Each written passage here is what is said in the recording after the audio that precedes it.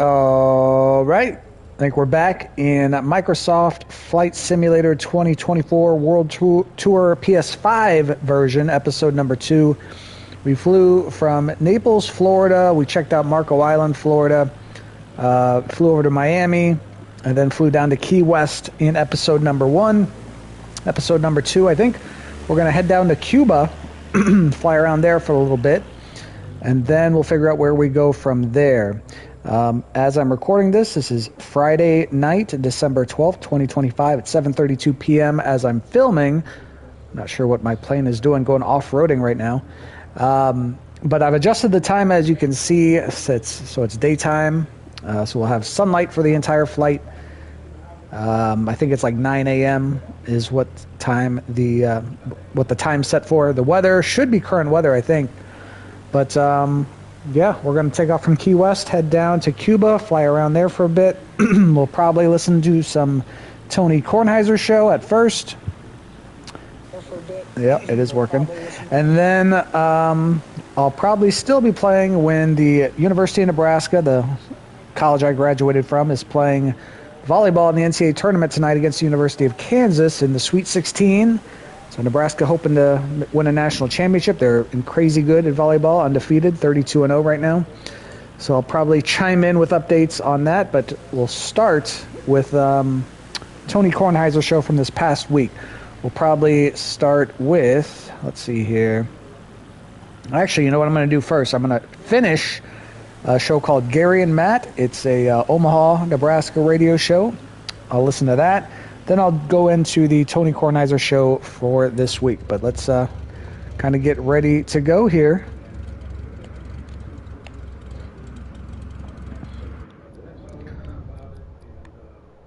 I feel like my controls are a little different. I can get out of the aircraft. Okay, walk around here in Key West. It's got some palm trees back there. Nice. All right, let's get back in.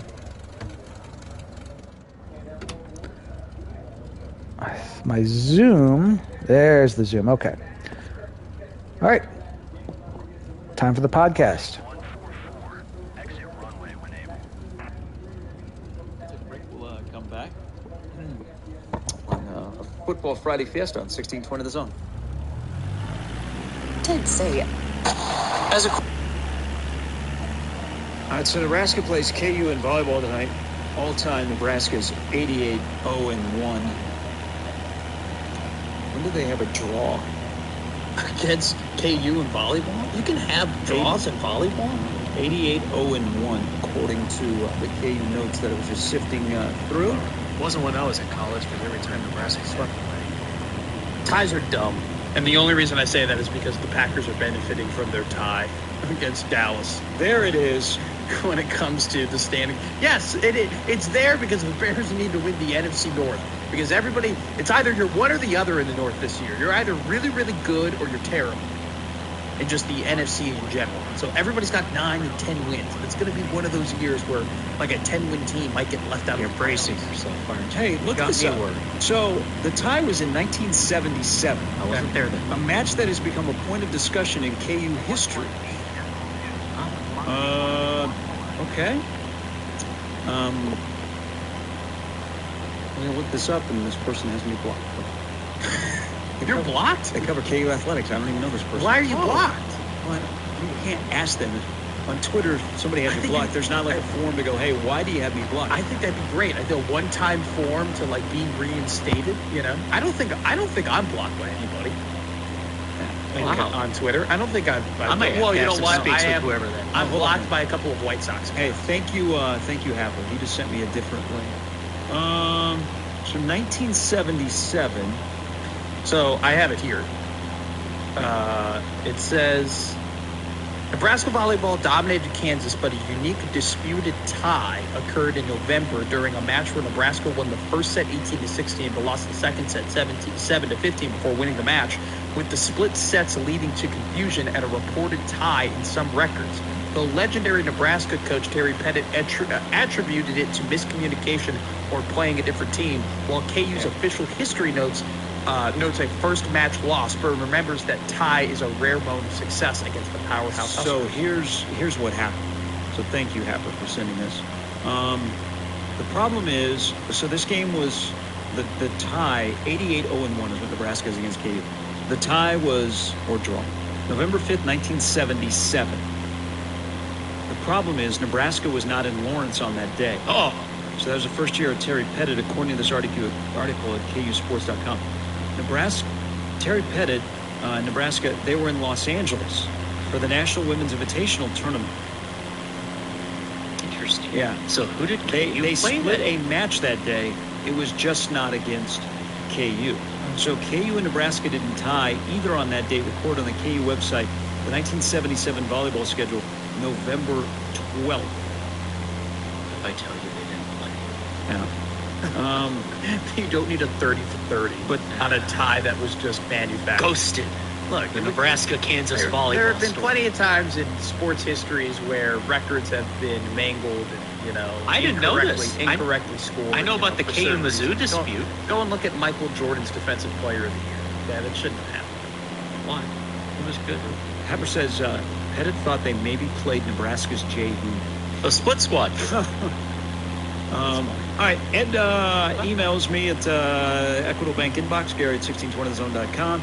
He goes, you're speaking my language. I am Mr. SRO guy at the Devaney Center. Whatever questions you have, let me answer them. Let me also tell you that right now, the SRO tickets that... Oh, so he prefaces by saying, I'm a bigger guy, and I don't feel comfortable sitting in the regular seats at the Devaney Center because people around me would be uncomfortable as well. So he goes, my choice is to sit or to stand in the standing room only. Oh, then he goes on. He goes, I'm 6'9", 285 pounds. Okay. Lord. That's a good So four right so there. now, wait a minute. This opens another question.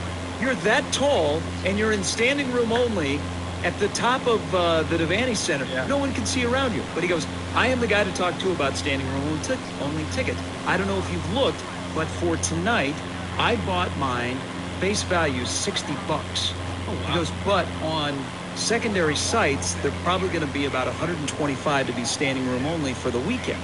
He goes, here's the thing for anybody that wants to partake in standing room only.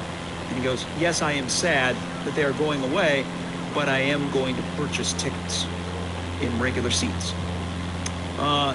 He goes, they're at the tip top of the arena, up near the banners. He goes, it's not a designated area. He goes, that's why I like, because you can pick where you can stand and you can move around. He goes, the view is not bad. He goes, most of the people that are in standing room only at the Vanny Center that I am with, we have been doing SRO because that's our easiest path to get into the arena. He goes, so it's kind of a community up there if you are coming to All right, off to SRO Cuba this weekend for the say goodbye to standing room only. He said they do get expensive though because people look at them, they're the cheapest tickets, so they get bought up. So I said yes. He goes, but I love standing room only as somebody that is tall and a little bit wide. I feel like I feel better standing than sitting in the tight seats. He goes, but the view is not bad at all. He goes, I'm kind of sad it's going away, but I get it. The SRO community. That's awesome. That's great. I bet they're cool. I'm immediately, I think, by the way, when you say you're 6'9", is what college sport did you play? Was Ed a basket Tennis. player? No, it wasn't. Well, he could be. No, he was a 4. Could have been a 5 in a smaller lineup. There's I don't know. Is there there's a lot of standing room only tickets at Wrigley, but I don't know where they would. They're they're kind of littered throughout the ballpark. Yeah. They are up, so way at the top. Oh, really? So under the overhang, you got some, they're more of the obstructed. Now there are regular seats at Wrigley that are obstructed. Well, the entire, what seems like the first base line, if you're up, like, tucked in the corner by right field. Also at Morris Day, I don't know how people sit behind the pillars. No, neither do I. But at Wrigley, the SRO at Wrigley is not great. No, I couldn't imagine. I think, do they still sell on the back fence in left field and right field? Those are standing room only? They might be bleachers? over there. You know what? I see. standing room only tickets, I see a lot more of them on sale for the playoffs. When the playoffs are going on and they just want to pack as many people there in as possible, they're prep. But there still are games at Wrigley where it's like it'd be a Wednesday at 1 o'clock, regardless if the Cubs are good, you can get in there for pretty cheap. That's the one thing about the baseball games in standing room only. It's like wait a minute. So do they sell SRO at PBA in the open end? Oh God! And do they sell? They have to sell SRO at the Chai, right? Because they have the 2 open ends where you can stand. I wouldn't know about the Chai. By the one end that's got the beer garden. But that would like where Happer does Happer Jay's Live. Happer would know if they're standing room only over. Let me look at Nebraska like the seating arrangement for PBA. All right, while we do that, let's sneak in Brian Blade. Good morning, Brian. Good morning. I had little gremlins there this morning. How you doing? I'm good. Getting ready for tonight, you know. All right. It's going to be a good night of beating up Ricky Morton, WWE Hall of Famer and legend. I get to beat him up tonight. Yeah, they booked Ricky Morton. They got him. That's a good get there. Yeah. I'm sorry I won't be there tonight, Brian. Brian. Not to be there, though. Yeah, I won't be there tonight. I'm sorry about that, but I'm sure it'll be a great event. It's going to be a great event. You know, it's going to be, like I said, Ricky Morton, WWE Hall of Famer, and, Fun. you know, he's getting to the end of his career. So Clearly. Great to have him in Nebraska. He hasn't been here I think he said since 1990. Oh, wow. Whoa, what brought him here in 90? Did he wrestle downtown at the Civic? No, he wrestled at Exarban for WCW. Oh. Exarban Coliseum. Ooh, okay. That's incredible. They had WCW. Yeah, WCW used to come to the old Exarban Coliseum. They never went to the Civic Auditorium. The WWF had the Civic Auditorium, so WCW would go to the old Exarban Coliseum there. Oh, and the great place where you would stick to the floor with all the spilled drinks and stuff. Hey, Brian, good luck. Where can people get tickets? Give us a quick details on tonight. You can get tickets at ticketstripe.com /MWA Rock and Roll. Otherwise, we got tickets at the door tonight. Front rows about sold out, but come on down. We got plenty of general admission still left. Like I said, this will be the last time you probably ever see Ricky Morton in the state of Nebraska. In fact, I know it'll be the last time you see Ricky Morton in the state of Nebraska this weekend. So come out and see a legend at the First Avenue Social Hall in Lincoln. We start up tonight at 7:30. It's going to be a great show tonight. It's going to be a lot of fun. We got 4 championship matches, crowning a new women's champion, and so it's going to be an excellent night of wrestling tonight. Hey, great stuff, Brian. Good luck tonight with the card. Thanks, Gary. Matt, we'll see you next time, brother. We'll see you next time. That's Brian Blade, Mr. Professional Wrestling in the state of Nebraska. And make a special appearance next time. Might get in the ring next time. Haven't you? Oh, no, you've been as an announcer. As an announcer. Yeah. What if I were to take my shirt off in the ring, we'd have to start doing the 16-20 of his own combine every day. Just wear a leotard. No, I'm not going to wear a leotard. Why? It had a zone logo on it. I'd wear, you know what? If you could get me wear a singlet. Yeah, no, I'm not going to wear a singlet. Why? I'm a hairy guy. You know I'm a hairy guy. Many men are. A lot of people have been hairy and wore a singlet. Yeah, but those guys were 6'6", 300 pounds, looked like a S. Brickhouse. Zone singlet. They were Cot Diesel. Powers that be upstairs can make it happen. Jason said not for every Creighton game, but for select games they do SRO. There is no SRO for the Nebraska game I'm looking at, but granted it's against the North Dakota Fighting Hawks. So let me look here. Maybe at the game. Let's see if there's SRO at PBA. There in the open end. Or why can't you stand at the top of the 100 level?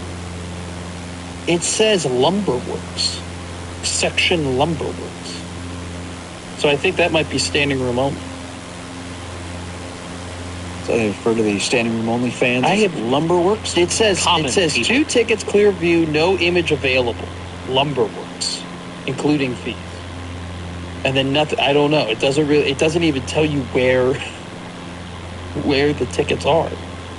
So I think that might be your standing room only. All right, 2 more days of standing room only at the John on the Terry at the bottom. They gotta consolidate that in some way. That's all I think of it as now. Legend Stadium. And look on the court for that. It is 3. I think these are standing room only tickets. So you have standing room only at PBA. I'm almost positive. All right. Good luck to everybody that's going to be part of the SRO community tonight at the Devaney Center. I'm sure you guys will have a get-together afterwards. But I appreciate the email. Be honest. We would like to be invited to that. He goes, I'm 6'9". I can't sit in the regular seats, and I make people around me uncomfortable because of my legs. So I like to stand in the SRO. That's probably cheaper. That's very courteous. I wonder where his new seats will be if he said, I am going to stay in. He goes, I'm staying in the Vanny Center. He goes, I will have regular seats. You think he'd try and suggest to put him somewhere where he's not sitting in front of people? I think that's like they have when you go to get tickets. Hey, the guy in front of you is 6'8". He's probably going to wear a hat. Like not to. Like Ed's a good guy, and I don't want to.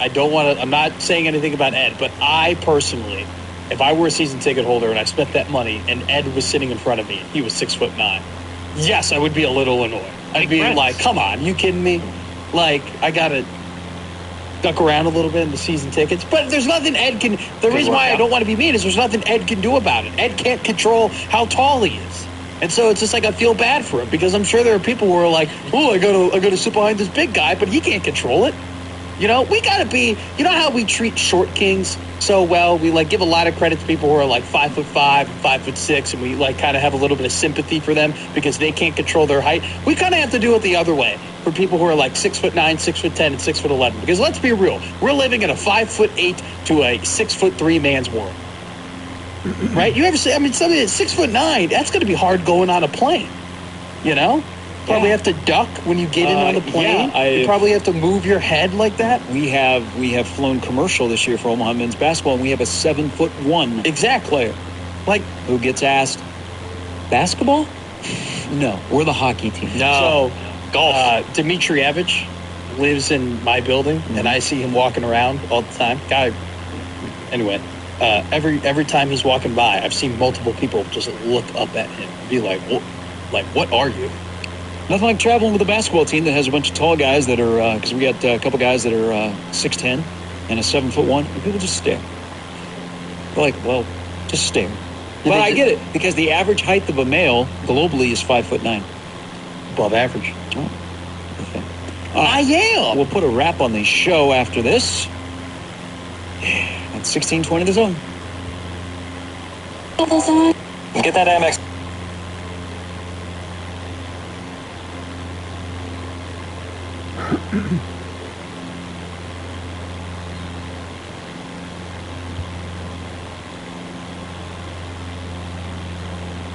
All right, this is from Cody on our discussion in the last segment. I'm 6 foot tall and have had season tickets in South Stadium behind a guy that was 6'7" and over 404 bills. Wow. Those benches are not roomy enough to sit near him. Trisha has a story about her 6'10" ex-husband. Good morning. Good morning. First off, love you guys. Thank you. 7 to 4 listener every day. So, and I live in western Nebraska, as John would call it. Anyway, my 6'10" husband never ever ex-husband has been to a volleyball game with me because I am in the first row of plastic seats at the Bob, and I am right under 6 foot, and there's no way. Never. The first game I went to, I'm like, I tried to get our seats moved. I am hoping to God by paying a buttload of money this year, I will move down one row just so I get 4 inches more of leg room.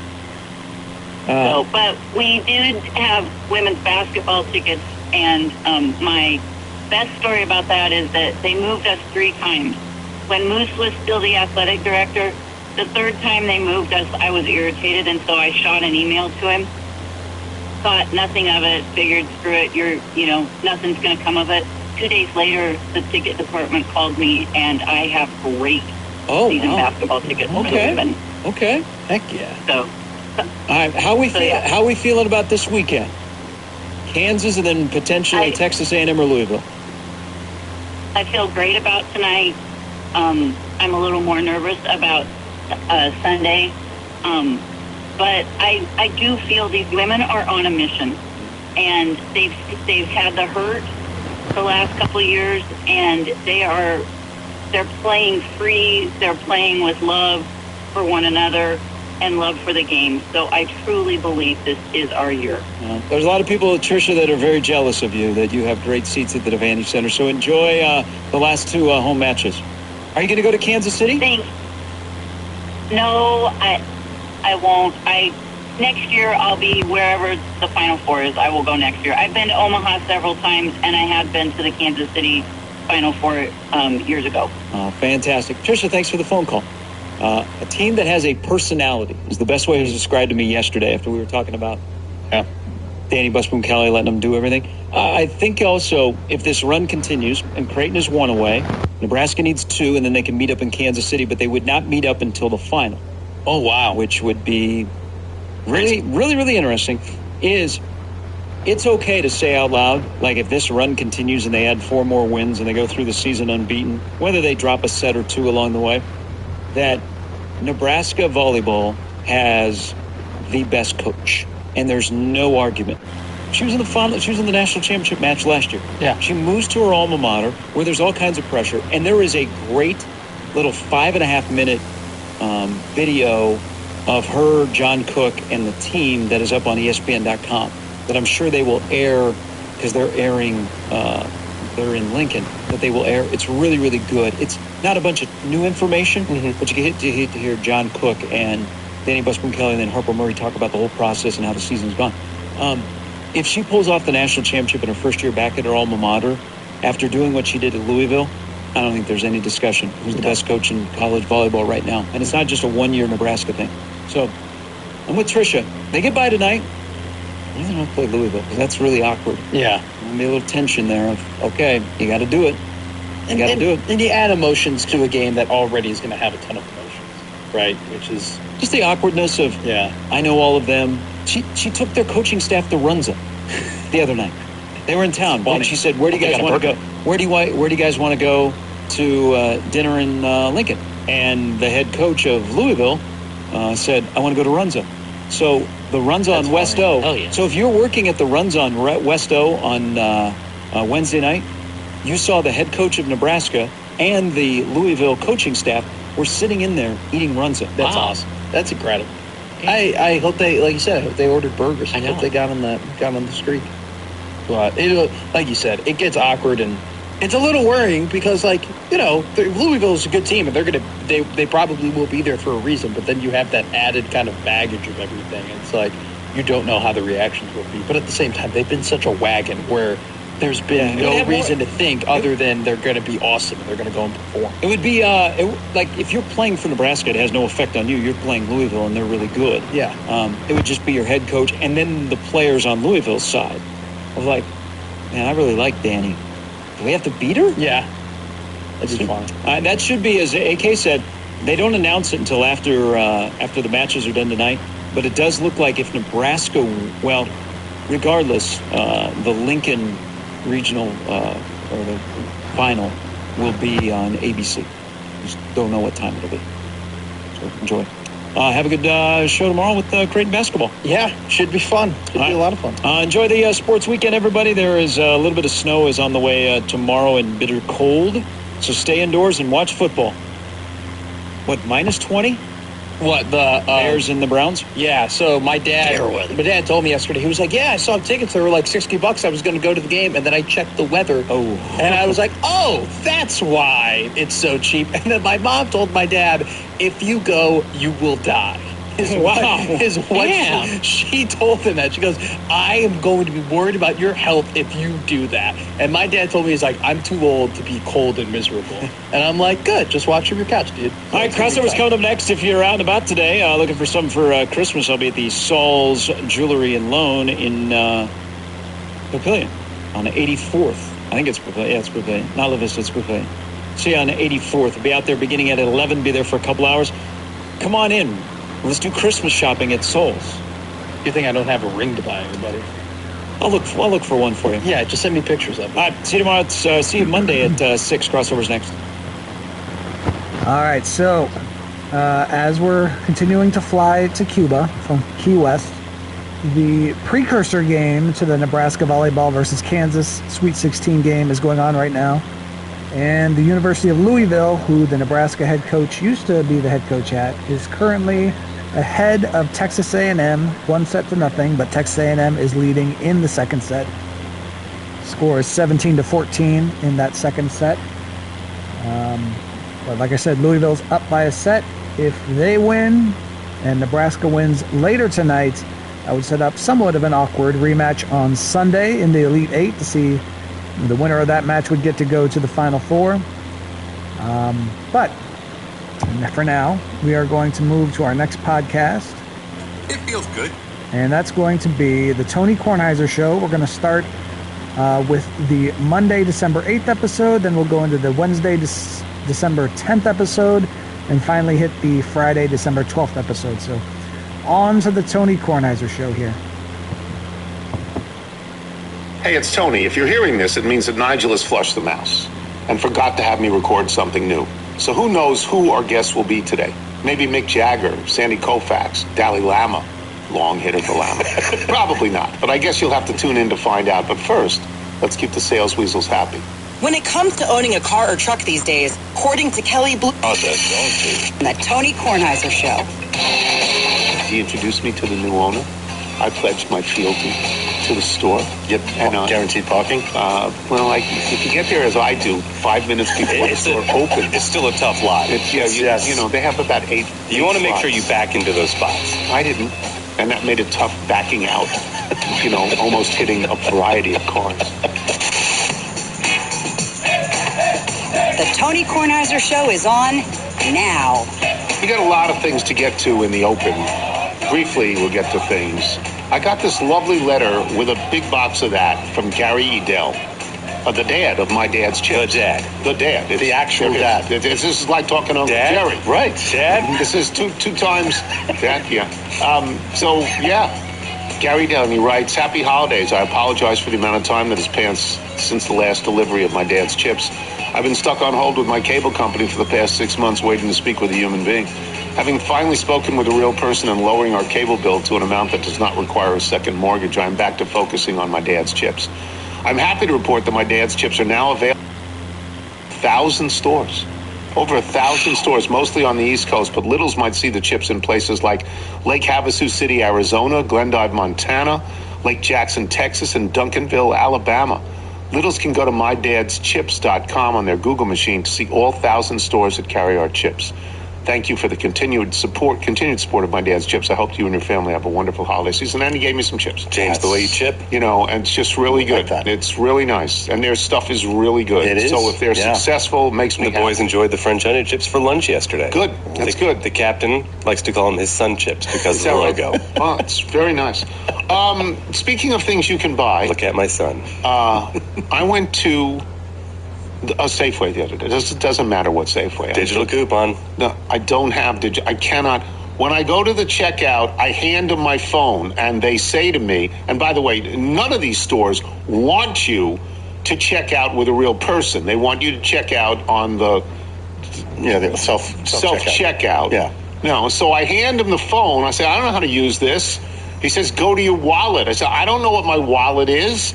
And then he says, "I'm not going to do this. Go over to customer service. There's nobody at customer service. Well, why would they? I waited for 10 minutes. There's nobody there. Oh, they're at self-checkout. Yeah, that's so. Anyway, so, what is the point of having any Safeway stuff if you can't get the discounts? And I can't. Don't know how. Too old. And then the people at the line, they don't want to do it for you. They want the line to keep. Anyway, that's not my point here. That is a problem endemic to all supermarkets. I just want to be specific about this. I really like grapefruits. I really like to squeeze grapefruit juice. I haven't done it in years. I've been buying regular 100% grapefruit, but it doesn't taste as good as real grapefruits. So I went, Michael gave me a couple of grapefruits the other day. It's like brewing your own coffee. There's something therapeutic about going through the process. Yeah, and so I used these 2 grapefruits and remembered how great actual grapefruit juice is. So I went to the Safeway to buy grapefruits. And, my experience tells me to feel the grapefruits. The thinner the skin, the more juice. It's like picking a lime. Yeah, it's just, okay, I'm not good at limes, but the thinner the skin, the more juice. Do you know how much grapefruit is? One grapefruit? One grapefruit. I'm going to say $2.89. Yeah, $2.75. Oh. $2.79. $2.79. Who buys a single grapefruit? I was stunned. Well, I bought 3. It's $10. It should be about 60 cents. The last time I actually usually bought this purchased thing, by the bag. Yeah, the bag with the netting, pink netting outside. Yeah. You get 10 or so, and it used to cost like $10. Now it would cost $30. I was amazed. Now, was it worth it? Yes. The grapefruit juice was great. For me, it was worth it. I don't have to worry about that sort of stuff. But I just was amazed at how much money it cost. Rite of passage. Boosie was enjoying a halved grapefruit the other day, and of course he finishes what he deems is the appropriate amount. I go, no, son. There's a lot left in there. And I'm squeezing it over the bowl to get half of a cup. Yeah. How do you squeeze the grapefruits? Do you have like a press that you use that for? No, I have an electric thing. Electric, and it's got different settings for pulp. Okay. Oh, it does? Yeah. Oh, I didn't know that. Well, you don't clean it. Yeah. Well, no, what do you mean I don't clean it? Well, I run it under the water. It's like the salad bowls. No, I run it under the water to get the pulp out, and then I use my fingers to get the May I make a recommendation for you? There's a Giant over the line in Maryland. They redid it. It's the West Bar Giant. They always have a lot of people working the checkouts. Okay, then I should go there. It's an older clientele, but there's always somebody ready to help. It's unbelievable. It's unbelievable how terrible it is. Have you not tried Wegmans? I've never been. I love Wegmans. I've had their food. You have to be very careful about time of day, because sometimes it can just be overrun. And I think it's underground, and I don't like underground. It is underground, but the parking is actually doable. It's not bad. Well, you'll show me next time. We'll go. All right. Let me get to a couple of things. Kansas City's done. They're done. They're done. They're not going to make the playoffs this year. That's over for this year. Maybe they get back next year. If they don't get back next year, they're done. But they're done for this year. That's one. Secondly, the Washington football team, they stink. Well, at least we got the quarterback back. For an hour, maybe less than an hour, and then he went out again. Why is he playing again? I don't understand. It's like a game of operation. They lost 31-0 on the road in Minnesota. Minnesota's a bad team. Yes. Minnesota has quarterback problems. J.J. McCarthy has played, 5 Did you watch the first drive? It didn't seem like they had any problems. Down the field. Yeah, made him look like champions. And the coach of the Washington team is a defensive guy, Dan Quinn. That's right. They lost 31-0. They quit. I just love the week before we got our swagger back in the loss. Just come on, get out of here. I've never been a Dan Quinn guy. I've seen him coach before. Never for me. But last year was great, and this year is equally terrible. And I don't know where they go next year because they have an old team. Zach Ertz. Straight to the draft. He's done. Yeah. That's an Achilles thing. Yeah, he's in his 30s. He's had a really great career. Yeah. He's done. They got a lot of guys on defense. Zach Ertz on offense. A lot of guys on defense were old. But 31-0, that's terrible. Them and the stinking Wizards. The Wizards lose at home. The Wizards lose at home by 100. What is the biggest fall for making it to the championship game the year before? What is the biggest fall? Don't know. It's got to be probably this. This is close. Are they going to win 5 games this year? They've got the tiebreaker over the Giants, I guess, at the bottom of the barrel. How many games have they won? 3? I don't think they'll get to 5. Because did the Titans win yesterday? They did. Yeah. Inexplicably. They beat Cleveland. Yeah. Yeah, they stink too. Anyway, so let me get to the thing that is the biggest deal for me. And I just don't want to go back and forth with Wilbon about this. Wilbon hates Notre Dame. Wilbon is in his glory. He'll tell you he respects Notre Dame like he respects the Green Bay Packers, and maybe that's true, but he hates them as well. So he's happy that they didn't make the playoffs. This is the big news of the college football playoffs, that Notre Dame did not get in and Miami did. And what Mike will say, and what anybody reasonable would say, is, well, that was a head-to-head. I'm going to get to that in a second. From 4 months ago. Yeah, I'm going to get to that in a second, because that was in August. And the last time I looked, it's not August. It's December. I'm going to get to that, but I'm going to first start out and take about 2 or 3 minutes here to say these things. The villain in the piece for Notre Dame is Virginia. It's Virginia. You have to understand this. Had Virginia beaten Duke, Virginia would have gotten into the playoffs as a conference champion. Miami would not be in because the ACC would be represented by one team. That would be it. That's enough. But because Virginia lost to Duke, a team they had beaten at Duke 34-17 a few weeks ago, Virginia couldn't get in. They're not putting Duke in. Duke has 5 losses. Nobody in the world thinks that Duke is going to get in, including Duke. Now, God bless, they have the ACC championship. That's fine. So what happened was, in my mind, those people who sit at the committee, they're all athletic directors. They know athletic directors all over the country. They're partial to athletic directors. They're pals with the athletic directors in the ACC. They know what a big conference the ACC is, and it's at hard times now because Florida State and Clemson had bad years. Miami had a good year. Miami is deserving of being the tournament. I'm not saying they're not. But those ADs put Miami in. And they put them in over Notre Dame because they're pals with them, and they didn't want the ACC to be embarrassed by having no teams. Again, this goes back to Virginia. Okay.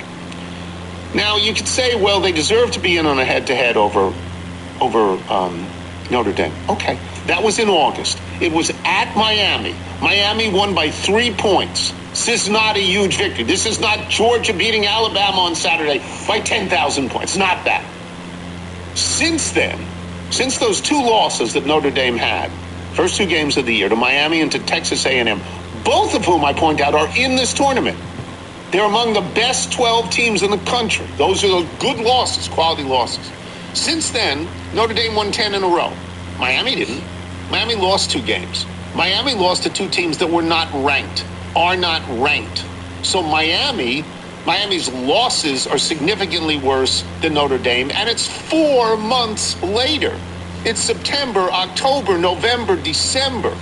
There has to be some nuance in head-to-head. If it was 2 weeks ago, okay. But it was 4 months ago. Notre Dame got hosed.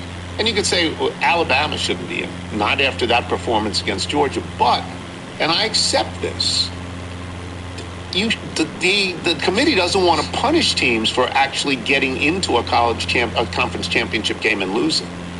Because Ole Miss didn't have to play. A&M didn't have to play. Oklahoma didn't have to play. And didn't have to play Georgia. So Alabama's terrible defeat, and it's terrible. They got -3 yards rushing. They stunk. It's awful. But that committee did not want to punish them, and that's why that committee jumped them over Notre Dame on the last ranking prior to this one. So that you would see their inclination was to keep Alabama no matter what. And it isn't no matter what because Alabama was that bad. So Notre Dame totally got hosed in this. Because had Virginia won, they're in, James Madison isn't. And there's room for another team. There's room at the end. So you want to get angry at somebody, get angry at Virginia. Get angry at the Who's. Because is there anything here on... Now, Wilbon will have an entirely different point of view. No, but as you go layers and layers into this and you think about the powers of the AD, you don't want to hurt teams for not making it to the conference championship. Right. You think about the independence of Notre Dame and hurting them for not being eligible for the conference championship. Well, and then if you're friends with ADs, you think about that nice $4 million payout you get for making it into that field and what gets shared around the table of the conference. So if you're independent and you get to keep that entire pile of cash. This is the dirty little secret. They don't like Notre Dame because they're not in the conference. Yeah. Because they have their own television contract and are much richer than everyone else. So they want to screw Notre Dame because they want Notre Dame to go into the ACC. Okay, so that's a bottom line agenda, not a top line agenda. Notre Dame now says they're not going to play in a bowl game. Okay. So Louisville just came back and won 2 sets to nothing on Texas A&M, 1 set away from sweeping and moving to the Elite Eight. If Nebraska wins later tonight, this is who we will play on Sunday. And again, our head coach used to be the head coach at Louisville, so that'd be kind of an interesting matchup. But we'll see what happens later tonight. Okay. Well, bowl games don't mean anything. Not anymore. They are useless. The bowl games are all useless, so they don't have to. But they got... No, I feel Notre Dame. So if you're NBC, others do not. If you're NBC and you have that big contract with Notre Dame, even if you're not going to be televising a Notre Dame bowl game, would you like your product on any TV platform just to try and help bump it for the following year to keep its position? You would, but you'll have to talk to Notre Dame about that privately now. Have that conversation. The other point is the college football playoffs. They're big. Notre Dame's the biggest draw in the country. You don't have Notre Dame. Miami's not the biggest draw in the country. Miami's okay. They're not Notre Dame. So now it's not really going to matter, except Notre Dame would give you plus eyeballs. Yeah, let's get some alternate programming.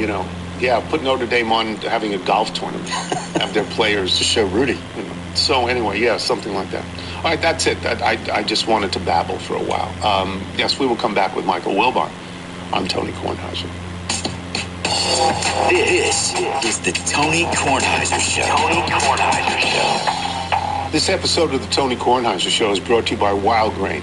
You know, the holidays are right around the corner, and one of the most important things for you is to try to find a way to make your gathering special without turning your kitchen into a stress zone, and that's why I think you'll love Wild Grain. Wild Grain is the first bake-from-frozen subscription box for artisanal breads, seasonal pastries, and fresh pastas, and everything bakes in 25 minutes or less. Unlike many store-bought options, Wild Grain uses simple ingredients that you can actually pronounce, and their slow fermentation process makes these breads easier on your belly and richer in nutrients and antioxidants. We have these. I gave Michael the chocolate croissants. How great were those? Kids loved it. And honestly, it's something that you should always have in the freezer to pull it out to surprise guests. And it makes your house smell great, and it looks like it came straight from a bakery. So there's a lot of things that I haven't tried yet. There's a bread that I'm waiting to try. But I have tried the cranberry pecan rolls. They're fabulous. and like, I was a little bit surprised, I have to say. I don't want to go on and on, but I was a little bit surprised that you don't thaw them out. No. You put them right in the oven, right out of the freezer. So you're not waiting around. And what I had was great. I'm just saying that. Here's the best part. For a limited time, Wild Grain is offering our listeners $30 off your first box, plus free croissants in every box. Boom. Yeah. There you go. When you go to wildgrain.com/TonyK to start your subscription, you heard me, free croissants in every box. And $30 off your first box when you go to wildgrain.com/TonyK. That's wildgrain.com/TonyK. Or you can use the promo code TonyK at checkout. Use the code, people. This stuff's good. This stuff is good. You're listening to the Tony Kornheiser Show. Have you ever thought about how most security systems only alert you after something bad has already happened? If they could stop someone from breaking in before they even got inside, why wouldn't they? That's why you should use Simply Safe, just like Nigel has been doing for years. Its proactive AI-powered cameras detect potential threats outside. And if something seems off, live agents can step in, talking to the person through the camera, warning them they're on video, and calling police if needed. They can even trigger a siren or a spotlight. Basically, it stops crimes before they happen. Setting it up is a breeze, the monitoring is rock solid, and it gives you real peace of mind when you're away. No long-term contracts, no hidden fees. You can cancel anytime. And with a 60-day money-back guarantee, it's risk-free to try. U.S. News & World Report has named Simply Safe one of the best home security systems for 5 years running. This month only, take 50% off any new system. Wow. This is one of the best prices you will ever see for Simply Safe. Don't miss it. Hit simplysafe.com/Tony. Again, that's simplysafe.com/Tony. Lock in your discount because there's no safe like Simply Safe. You're listening to the Tony Kornheiser Show. This is the Dan Ruffalo Trio, and we have this note from Rob Schofield in Raleigh, North Carolina. Last year when I wrote to tell you about my fun encounter with your old friend, the great sports journalist and Duke hater, Curry Kirkpatrick, I mentioned that I hope to soon be sharing some music from my talented son-in-law, the amazing Los Angeles-based composer-pianist Dan Ruffalo. So here it is. I may be prejudiced, but I believe that in a world with taste, Dan would already be touring the globe and filling sports arenas with fans clamoring to be entranced by his artistry. And who knows, it may still happen. But for now, he's dividing his busy schedule between racking up numbers on various streaming platforms and composing original music for movies and TV, the most recently recording an EP called Color Collision as part of an awesome jazz trio with the bassist Marty Kenny and drummer Philippe Lem. Anyway, I'm sure listeners will enjoy the attached recent recordings. It's very, very nice. This is called Harkimus Cove, the Dan Ruffalo Trio. They play in Michael Wilbon. Wilbon and I were on the phone a million times over the weekend, and he knows my thoughts on Notre Dame getting hosed, and his thoughts are different than mine. And I will start with that. Your thoughts on Miami in and Notre Dame out? So mine is very simple. It takes like 6 seconds. It's as simple and as basic as it gets in sports. I beat you, I'm in, you're out. Miami won a head-to-head matchup. There are only 12 of these. Not like there's 60 of them, and they play 4 times, or like 81 times, or in Major League Baseball when they used to play 18 times. No. College football, or football in general, you play twice in the NFL if it's your division. But even if you play once in a conference, that's it. If I beat you, I'm in. You're out. Don't want to hear anything else. I don't want to. I don't have special dispensation for Notre Dame. Notre Dame doesn't get any sort of extra consideration from me because it's Notre Dame and the TV numbers might be high. I don't care about that stuff. And I don't care if it was Miami the reverse. If Notre Dame had defeated Miami head-to-head, then I'm in, you're out. So let me, the pushback that I have. How I roll with that. The pushback that I have is at Miami, 3-point game, most importantly to me, August. A game in August. It's now December. So you're saying that if the season were to go all the way to June from August, that first game, you would say that's it. That's the qualifier, Miami, not Notre Dame, and I would go the other way. But it doesn't. Yeah, I would. It's 12 games. It's not August. It's 12 games. And so August is fine. It's 12 games. I mean, what does it have to be? It has to be a sample of 4 games? You have to have beaten them the day before yesterday? I know. I just find that people want to make excuses for Notre Dame. They want, if it was the other way around, people wouldn't say boo. It's Notre Dame. And there's a cadre of people who want to see Notre Dame. I'm not one of them. This doesn't happen. We disagree on Notre Dame versus Miami, but what we agree upon is Virginia is the villain of the piece for Notre Dame. Right? Virginia, right? I mean, they had 2 losses that I shouldn't frame it this way, Tom, because these are kids playing, even though they're like, some of them are professionals because they're getting paychecks now. But they had 2 losses. The loss on Saturday to Duke, a team they've already beaten decisively recently. And that's bad enough. And they lost to Wake at home, in a primetime game. And those, I hate to frame it this way, but these losses now cost your school potentially tens of millions of dollars. Oh, yeah. Oh, sure. They do. I mean, they're consequential. And, I root for Duke, someone I'm related to and live with. I root for Virginia. Yeah, you root for the Who's. You root for the Who's. I root for the Who's. Yeah. And to see the Who's lose that game. Awful. The way they did. The way they lost it. It was awful. And the loss to Wake was similar. These were painful losses. And that changes the national narrative. Because the ACC, and I know one thing you and I do agree on, the committee didn't want to have the ACC not represented. 100%. And so you do have a feeling whether you articulate it or not officially on the record, you put Miami in. That's exactly what they did. They moved them up. They were cowardly about ranking Notre Dame ahead of them week after week after week after week, and then they moved them up. Including last week, Joey Galloway went on the offensive and said, wait a minute, you didn't do this on Tuesday? And now you do it on Saturday. So, by the way, I don't disagree with that. But let me just mention one last thing, a footnote here. Notre Dame's no innocent. No, Notre Dame takes the ACC's money. Notre Dame plays an ACC schedule.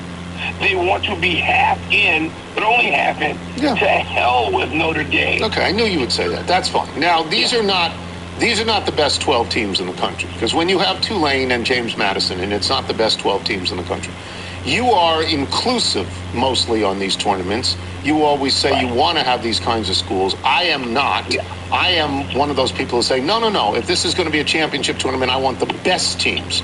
I want the 12 best teams. You don't care about that. You're good with James Madison and Tulane. College football has already ruined itself to the point that regions of the country are now excluded. And no, I'm not interested in a tournament that only includes the conference I belong to, the Big Ten and the SEC, which is, there'd be some justification. You'd have a couple of Big 12 schools. No, I'm not interested in that. Not interested. Okay. College football, which has been a great product for 100 years and didn't even have a tournament, wouldn't even have a playoff for decades, said no, turned up its nose, and had a great percentage of this country defending that exclusivity and garbage, has now ruined itself where it says to a region of the country, they don't really want you. We'll include 2 or 3 of your schools in something that's 3,000 miles away. No. College football, Tony, is poison. Yeah, I like it. The running I've come to like it. Poisonous. I've come to like it. I didn't grow up with it. You came to it late. Yeah, I didn't grow up with it. Those of us who follow it all the time, all of our lives. I won't disagree. This is not new. It's not cute. It's not fun. It's not appealing. It's garbage. Let's get to another thing. Do you think Alabama deserves to be in the tournament? Probably not. Based on, and Tony, I'm basing this on something that people aren't going to even care about. Based on resources, too. I mean, Alabama has more resources than James Madison. Sure. Those schools that I know you want in, they're scared of James Madison. Well, I don't think... wanted to include those schools in the NCAA men's basketball tournament. Apples and oranges. Apples and oranges basketball. No, not to me. Apples and oranges. Not to me. James Madison, I don't think could beat Miami. I don't think could beat Alabama. I don't think could beat they can't beat them Dame. now. That's right. But if they schedule them and they become familiar, they can beat them. I can't. That's what the NCAA men's basketball tournament proved. Well, but that's what it did. And we're going the other way in the basketball tournament, where now the powerful schools are winning a much higher percentage of games than the non-powerful schools because of the money and because of the transfer portal. Yeah. I agree. Do you think, this is so speculative, man, we both will agree on this, if Notre Dame had actually joined the ACC, which is financially stupid for them, it's stupid. Yes. They make so much money. But if they had been in the ACC, they'd be in the tournament. They'd be the ACC team. They'd be in. Probably, but you know what, Tony? I believe in on the field. And if your resources are even relatively equal, which you do have Miami and North Carolina, and you do have Clemson. What is Clemson in the ACC? ACC. You do have some ACC schools with reasonably close resources. Then prove it on the field. I don't want to hear it. All right, let me get to the Bears. I want to hear people say, here's the result from on the field. Let me get to the Bears, because you and I are going to disagree on this for the rest of time. But let's get to the Bears. Bears against Green Bay. Bears lose the game. Seemed to me they acquitted themselves pretty well. It seems to me there's a playoff team. But I watched this. What kind of clock management was that at the end of the game? What were they doing? Why are they leaving those timeouts? You don't want them. You want to score on the play they scored on and go for 2 and win the game and leave them with no time. None. Well, that was the only time they went to the end zone, though. But I didn't want them to go to the end zone then. Really? Okay. No, I wanted them to get the 4th down, convert, and get first down, and spin one play. Run the damn football. Run it in. You've run on them. You have worn them out. You have punched Green Bay in the mouth. When you went in on the 2-point conversion with your rookie running back, you said to everybody going back to Vince Lombardi, up yours, take this. And they did it. So do it again. Now, I watched Ben Johnson afterward. I know there's no reason for you to watch this. People who care about the result intimately watched it. Ben Johnson explained we had 3 people trying to score. We rolled Caleb left. We've seen him score on that 10 times this year. We've got a running back underneath. He got knocked off the route. And we got Cole Kmet at 6'6" in the end zone who gets in back of the defense. And if you look at things that you would not look at that I have, Cole Kmet's open early by himself in the end zone for about 3 seconds, 4 seconds. Caleb didn't do it. He didn't commit to the throw quickly enough. You want one play to the end zone, and you want to go for 2, which you're going to do, and you're going to beat Green Bay. It's perfect clock management because you know you can't stop them. Okay. You just saw during the 2 earlier possessions, Green Bay's we can't stop them. So you are perfectly, not only are you content, you advocate for only 1 try into the end zone. I just want to make sure I have this right. Well, you could have 2. You got to get the first down. It wasn't about the trying. It was about the time. So it wasn't about the number of tries. So here is the other question then. Are you encouraged or discouraged by this game? Encouraged. You should be. Encouraged. Playoff team. Yeah, it's a playoff. You're a playoff team. You're a real life team. It was at Green Bay and they won by a play. Yeah, I'll take that. Okay. Yeah, okay. That's what I figured. I figured that you would be encouraged by that because there should be no doubt in your mind now that they are a big boy team. There's no doubt. Yeah, and we play again in 13 days. Oh yeah. We play again in 13 days in Chicago. I don't know that there is a home field advantage for those two. I don't know that there is a home field. Okay. There might not be. Okay. You know what I mean? Yeah. Okay. I mean, there's no weather advantage. No. There's no unfamiliarity. So maybe I think yesterday is what we got. I think Green Bay may be playing with house money in 2 weeks, but maybe not. Because Green Bay plays in Denver Sunday. Right. Right, so they could fall behind you in the standings. One last mention. We get Cleveland. One last. Kansas City's done. They're done this year. It's over. Yeah, they are. They're done. And Tony, it's not just because of what the schedule says. They're done. Yeah. I mean, Kelsey can't play at that level anymore. No, they had drops this year where he's caught the ball and dropped it into somebody else's hands. So many drops yesterday, and maybe it was weather related. Rice is overrated. No. You know, people have Rice. Rice is not. This is not. His first name is not Jerry. Right. Okay. That's right. You know, so he's right. he's a nice player. Let's not turn him into the real Rice. They're done, and they have to retool the way New England did around Tom Brady. They have to reset.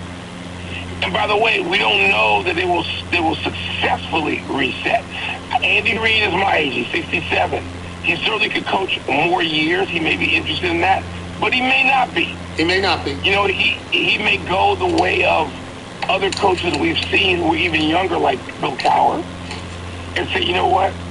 I've had enough of this. I don't know that will happen, but the Chiefs, they're done because they're not good enough. It's okay. You don't get to stay good enough forever. The things that the draft works against you. As does your schedule. Your schedule works against you. Schedule. The league makes it work against you. The schedule that Philadelphia and Kansas City have compared to the schedule that Denver and New England have. Come on. Come on. Yeah, it's radically different. Wow. And so we've seen the last of this Chiefs situation. I give him one more year. I give him one more year. No. I don't know. Okay. No, you know what, Tony? Because here's the thing. If they're proactive, like great franchises, clubs that we've seen in other sports, whether it's the Red Sox and the Yankees come to mind quickly, you not only are you too late to do it 1 year early, it's too late. So you've got to go in, like next year, they're not going to be any good either. Well, the difference, you can't compare them to baseball because the baseball has no salary cap. Yeah, but okay, baseball has no salary cap, but baseball is not a sport where you see people flip it in 1 year. Football is. Football every year there's somebody like New England this year. Every year there's somebody. That's right. You can flip it, and Kansas City could. Yeah. I just think it's going to take a couple of drafts. Yeah. If they have all their draft capital, I'm not sure what their situation is. All righty. I'll see you later. Right, Michael Wilbon, boys and girls. We will take a break. Steve Sands will join us. There was a golf tournament this past weekend. Maybe you don't know about that. It was the Hero World Classic. It was in the Bahamas. Tiger Woods production. Sands was there, right? Yeah, on the call. He was there. So we're going to talk to him. I'm Tony Cornwell. It's the holidays, and my home is Command Central for they've got power. The world's first zero-proof spirit. The taste. It's the Dan Ruffalo Trio. Very pleasant. It is. This is a song called Running. Michael, if people want to send in their original music, or if their dads want to send in their son's original music, how do you do it? Or send us your music by emailing it to jingles@TonyKornheiserShow.com. There's Bruce Hornsby quality to this. It's very nice. It's very nice. Did you want to talk about Johnny O? Yes. What does the Fox say? TK Fox. Go check out JohnnyO.com for all of your holiday shopping needs. They have a great new women's line, and they have some really nice holiday offerings for button-downs and some sweaters. And if you're at that price point, they have some sports coats and jackets. beautiful colors, beautiful offerings, and as always, we've got the best dressed kids in town. You do. You have the best dressed kids. Your 3 kids are completely outfitted. The power of summer birthdays. You just hand me down everything. Why don't you should, like, the next time they have a catalog, you should pitch your kids to me. I'm hoping they would ask. That would be just great. That would be great. All right, so we are supposed to right now go to Steve Sands. Steve Sands was on the call of the Hero Classic.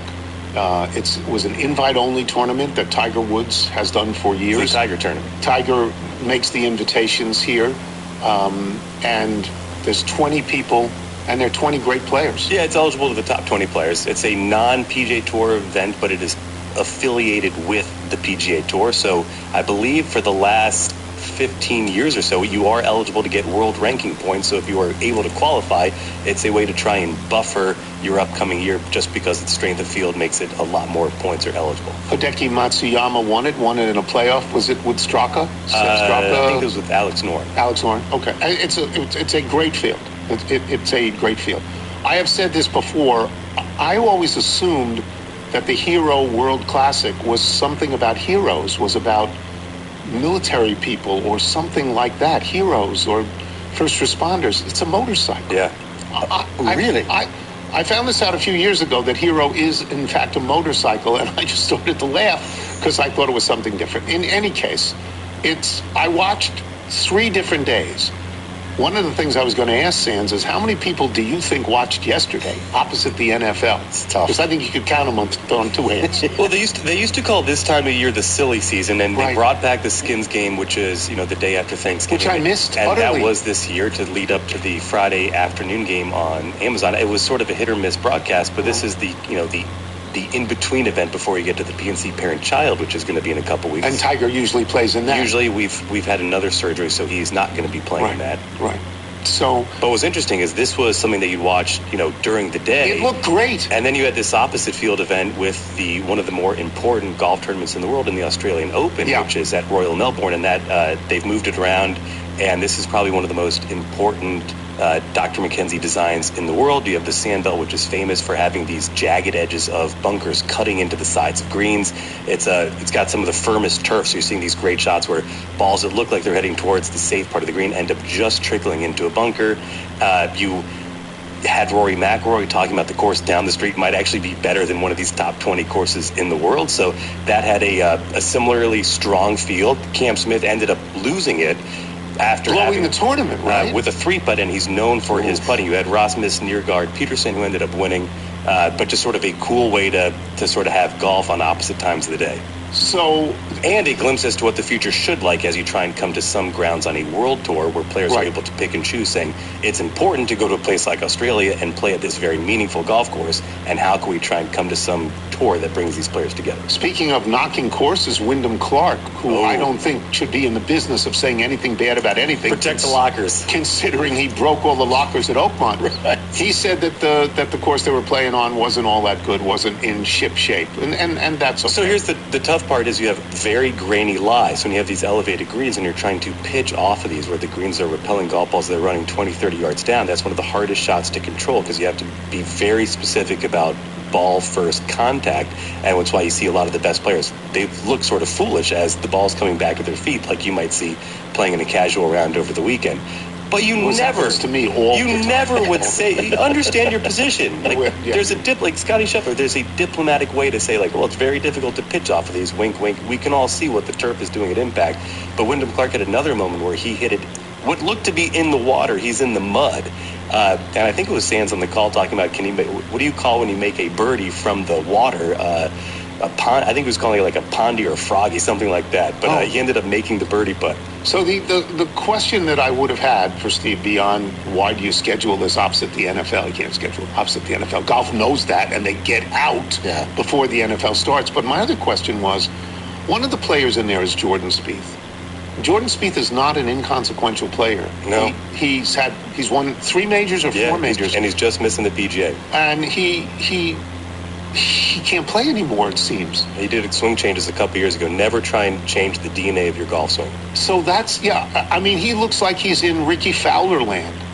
Ricky Fowler. And Ricky Fowler was never as good as Jordan Spieth, but he was a very good player, and then suddenly he wasn't a very good player. And Ricky Fowler moved his way back into that top Now he's tier. back. Yeah. Now he's back. Not necessarily challenging for majors, but a competitive, qualifying for everything on regular tour events. So Sands left late last night and said he was going to be really tired, and so we give him a pass. We give Steve Sands a pass all the time. Of course we do. We love Steve. That's what we do. And you could ask if he had a separate monitor to watch the football. Yeah, while he was in the booth. Well, he always likes to text, if something great happens with one of the Washington teams. I love sports. Yeah. We're not getting those texts right. Well, 31-0 is one of the caps. I'm sure that we'll talk to Steve later today, and I'm sure that we will. Oh, we're going to text second we wrap. Yeah. Oh, my gosh. All right. It's okay. It's okay. Love you, Steve. He is our dear friend. Yes. It's okay.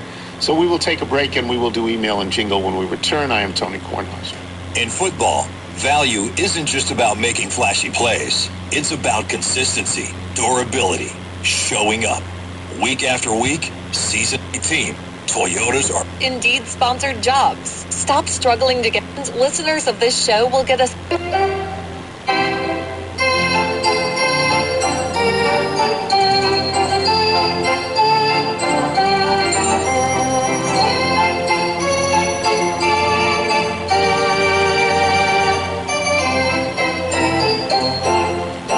That's our official organist, Bill Pitcher. I believe he's from Quarryville, Pennsylvania. Or maybe I'm making that up, but sounds in my authentic. head that's where it is. You want to do the Bethesda Bagel ad? Bagel sandwiches today. Very excited about that. Just go to BethesdaBagels.com for the location in the D.C. area nearest you, then pop one in, and you'll be thrilled. And before we get to the mailbag, let me just say, ever see a blind man cross the road trying to make the other side? Ever see a young girl growing old trying to make herself a bride? So what becomes of you, my love, when they have finally stripped you of the handbags and the glad rags that your poor old granddad had to sweat to buy you? It's a great song. Handbags and glad rags. Rod Stewart. It is a great song. Thanks to our guests today, Michael Wilbon. Thanks as well to today's sponsors. Remember, you can listen to us on Apple Podcasts, Spotify, Odyssey. Get the show through Apple. Please leave us a review. So the other day, I was unable to read this in its entirety. Yes, I formatted the printing of the email correctly. Mistakes were made. Yes. And this is from Jeff Farmer in Louisville, and I'm going to read it. I teach in an elementary school a few blocks from Churchill Downs. The beauty and pageantry of the Kentucky Derby are not really indicative of the neighborhood. 85% of our students are deemed economically disadvantaged by the state, meaning they qualify for free or reduced lunch. I'm lucky to be a member, along with the esteemed Pat Forty, of Lakeside Swim Club, an absolute gem of a former limestone quarry that was turned into a swimming hole in the 1920s. For years, I had a lacheserie ready to go at a moment's notice for when I finally came across him. A few summers back, he and his wife were exiting as I was entering, and I nearly fell over myself shouting a hearty lacheserie. He and his wife were great sports and chuckled kindly. Fast forward a month or so later, and Pat and I are randomly both about to hop in to swim some laps next to each other. I pitch him on coming to speak at Career Day at my school, and without a second of hesitation, he accepts. Today, Mr. Forty came presented to all three of our utterly captivated fourth grade classes. He told them stories of sports stars and championships and Brooks' silver medal in Tokyo. When a student asked on a scale of 1 to 10, what would you rate your job in terms of fun, he replied with an unequivocal 10.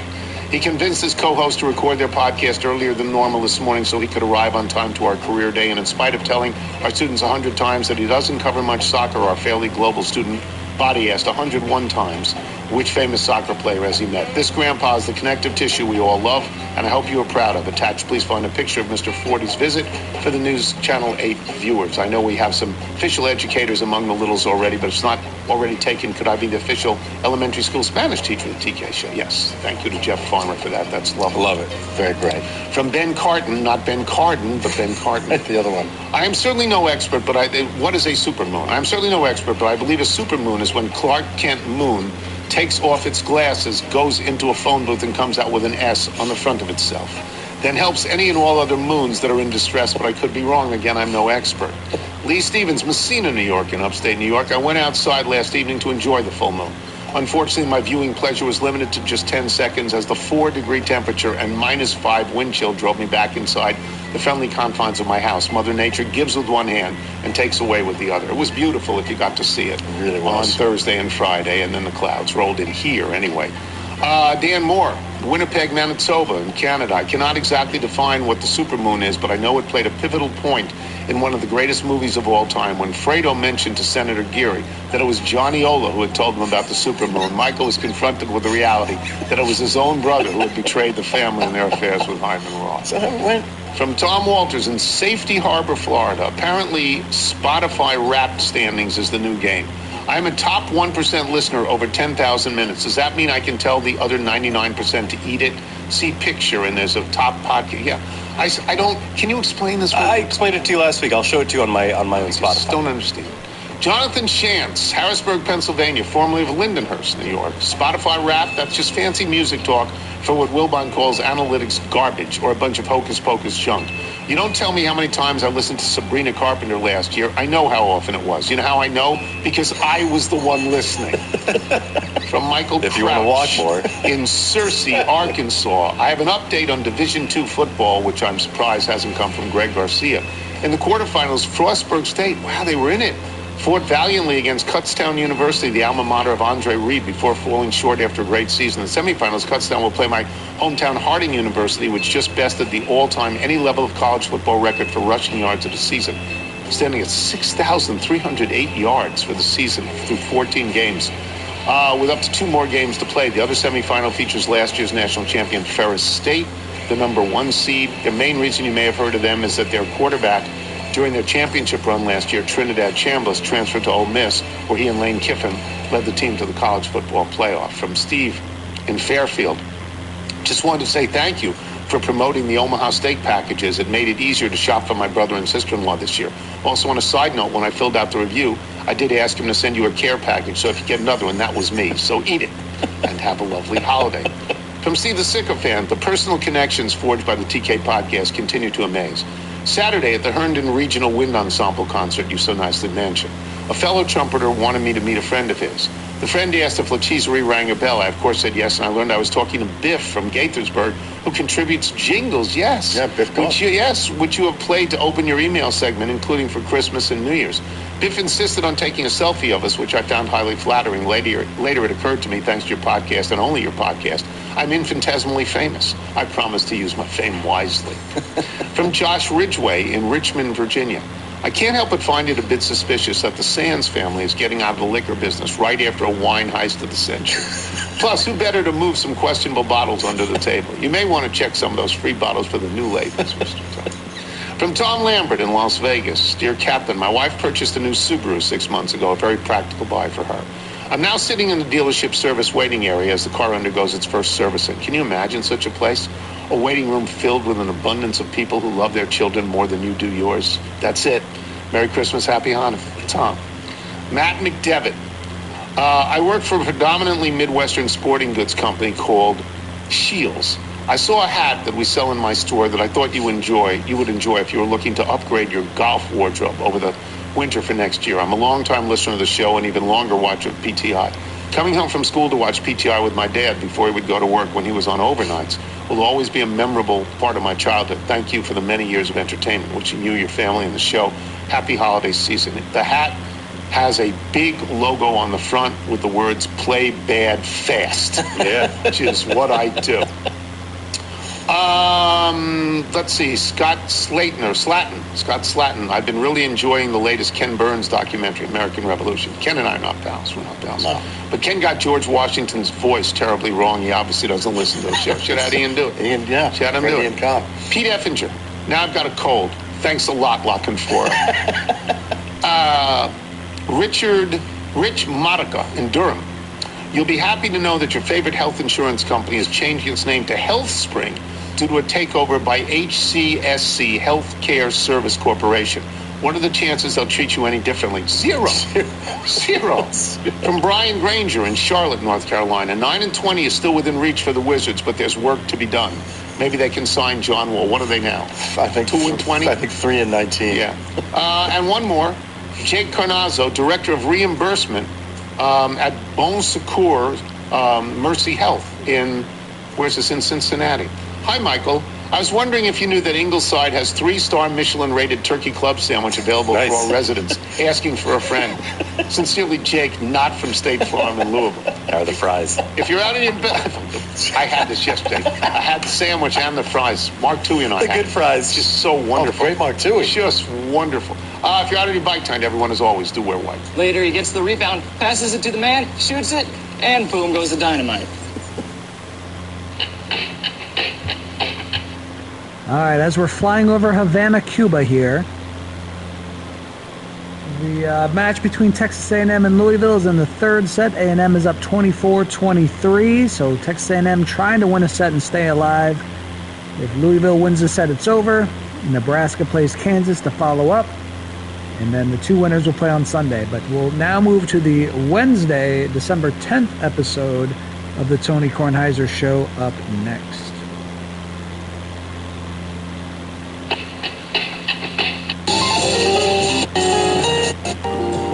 I can certainly get you that. Hey, it's Tony. On today's show, we will get football picks from Chuck Todd and Reginald the Monkey. We will talk hot stuff. A&M just won the set, so it's 2-1, heading to the fourth set now. Baseball with Mark Feinsand, who's in Orlando for the winter meetings. But first, commerce. Hey, Dan here from Heed the Call. You know how in football, timing is you never miss Blazer a shark? None of these stores want you to check out with a real person. They want you to check out on the self-checkout. Yeah.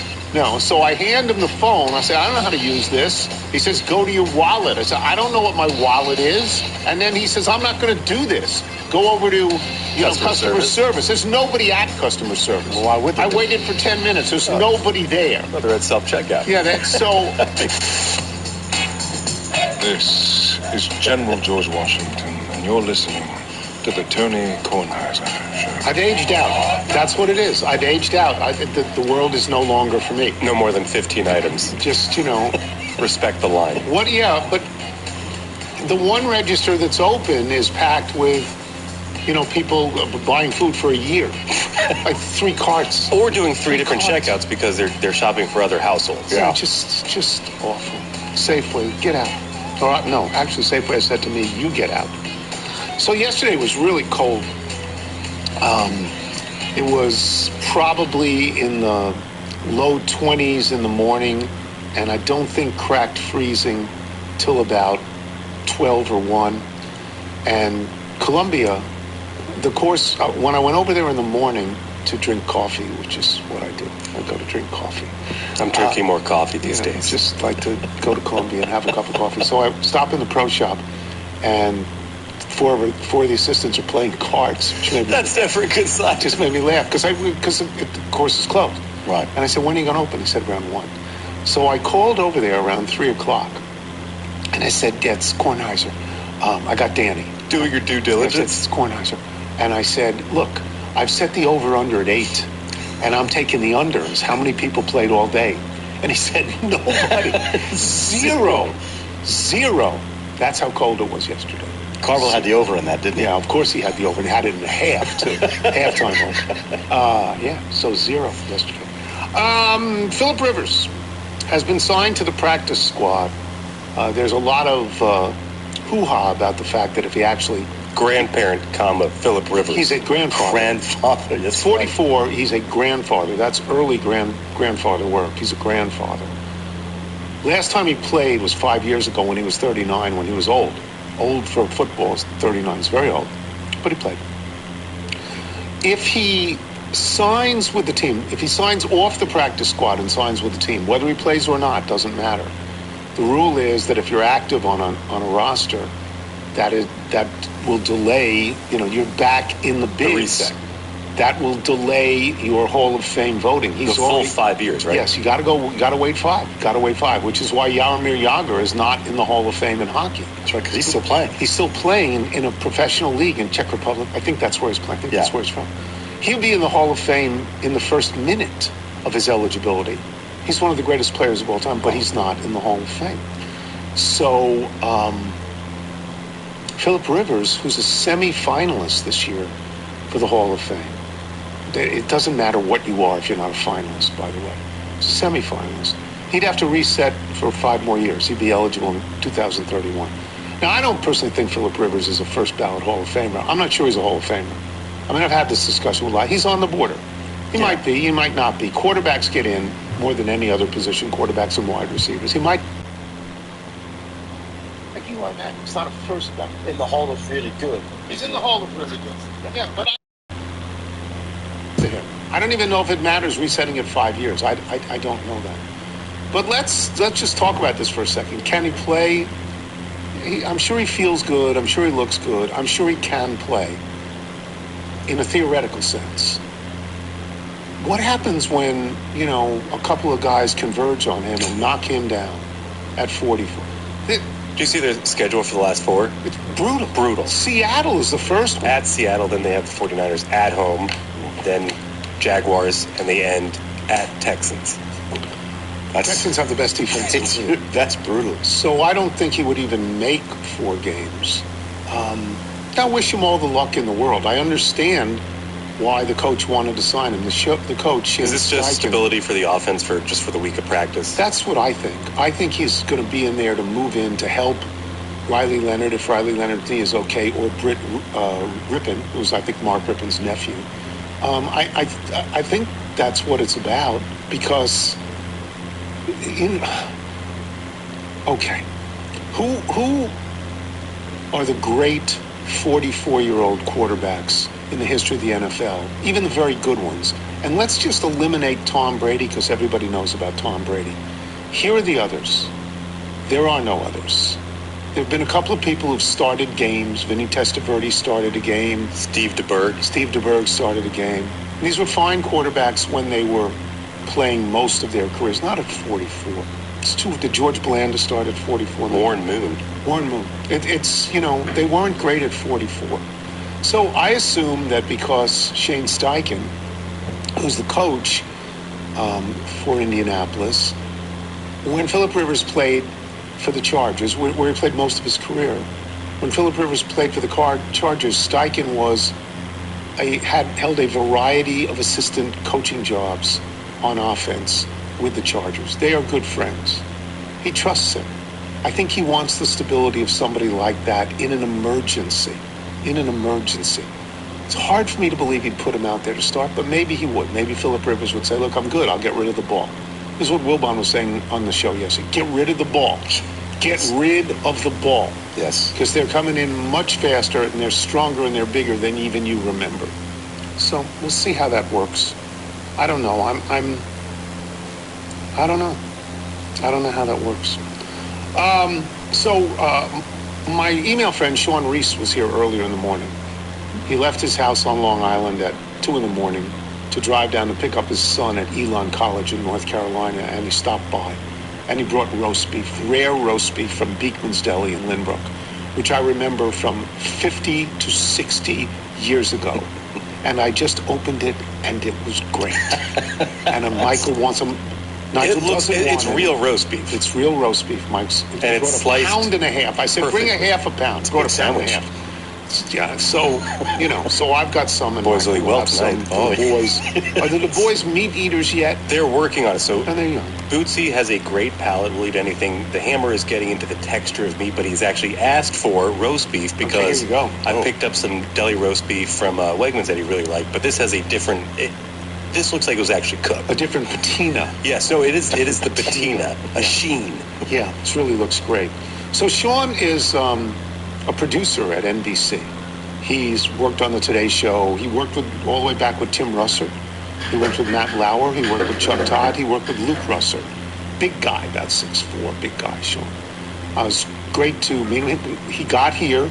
I gave him a call at 6 o'clock. I said, where are you? He said, I'm only a couple of blocks away. I said, do you want to walk Chessie the dog with me? And he said, yes. Oh, so we walked. You got to love a producer's communication. Where are you? I'm 2 blocks away. Yeah, no, they're very precise. They know exactly what they're doing.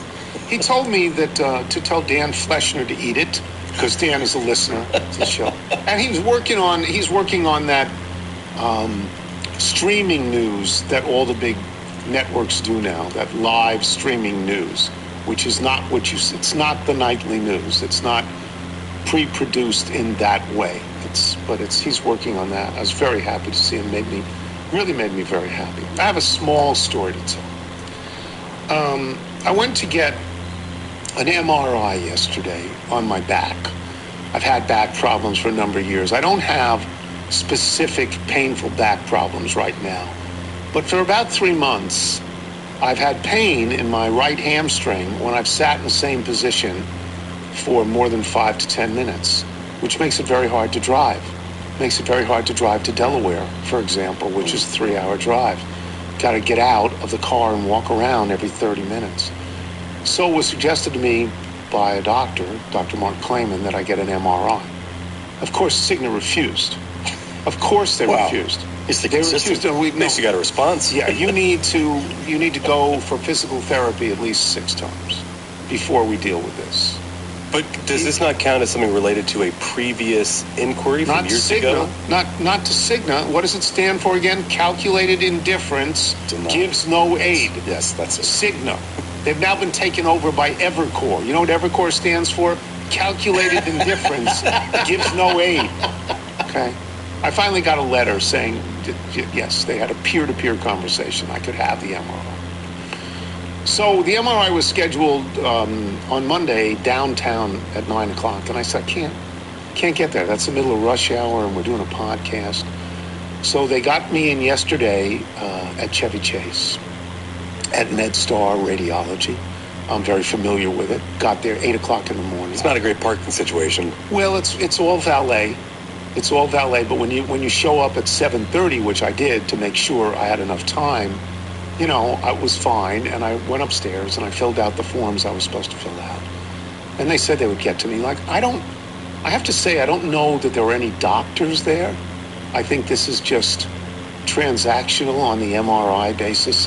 Just like technicians? Yes, that's what it sounds like. Where you got your lab work done, where it is working in coordination with doctors' offices, but this is a much more. But you don't see a doctor. You see someone who knows how to do the MRI. So without making any judgments, because I always know when I make a judgment, because Michael looks down at his computer to see what time I said this particular thing, see if it makes and then says to Nigel, you need to cut that out, and I already know which one he did. So you like to fill around it. You didn't hear it. You're not going to hear what I did wrong, and I know what I did wrong. I just didn't think it was wrong, but I got the disapproving look from Michael. So I am not. I'm not going to talk about the experience that I had and some of the reasons why it wasn't as good as I hoped it to be. But I'm going to talk about being in the tube. I have had MRIs before. I've had open MRIs, something on my leg, where your leg is in the tube, but you're sitting up, or even if you're laying down, you're not in the tube. Yeah. I'm in the tube. But you have the big apron on still. I'm wearing a hospital gown. Oh, you don't have the apron for this? No, hospital. Well, I don't know that this is X-ray in the same way. I don't know that it is. You wear that lead shield on X-rays. I don't know that this is that. In any case. So you're fully in. Oh, I am rolled back. It's a dangerous place for you to be alone with your thoughts. How tight is that? Very tight. You can't put your arms up. They're on your chest. You can raise them a little, but you go more than 8 inches, you're in the tube. You're hitting something. So I close my eyes. Now, they give you headphones, and they play music. This is a joke, okay? The noise of an MRI is a jackhammer. I'm not exaggerating. It's a jackhammer.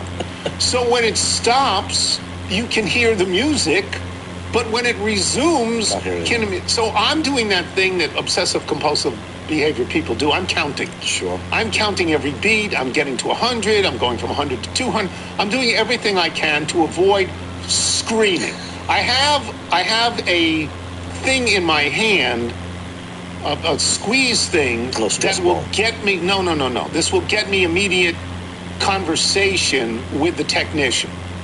I mean, if in a panic situation, I'm saying, get me out of here. Do you think it's actually turned on, or is that just... I did, because I pressed it once to just say, how much longer am I going to be in here?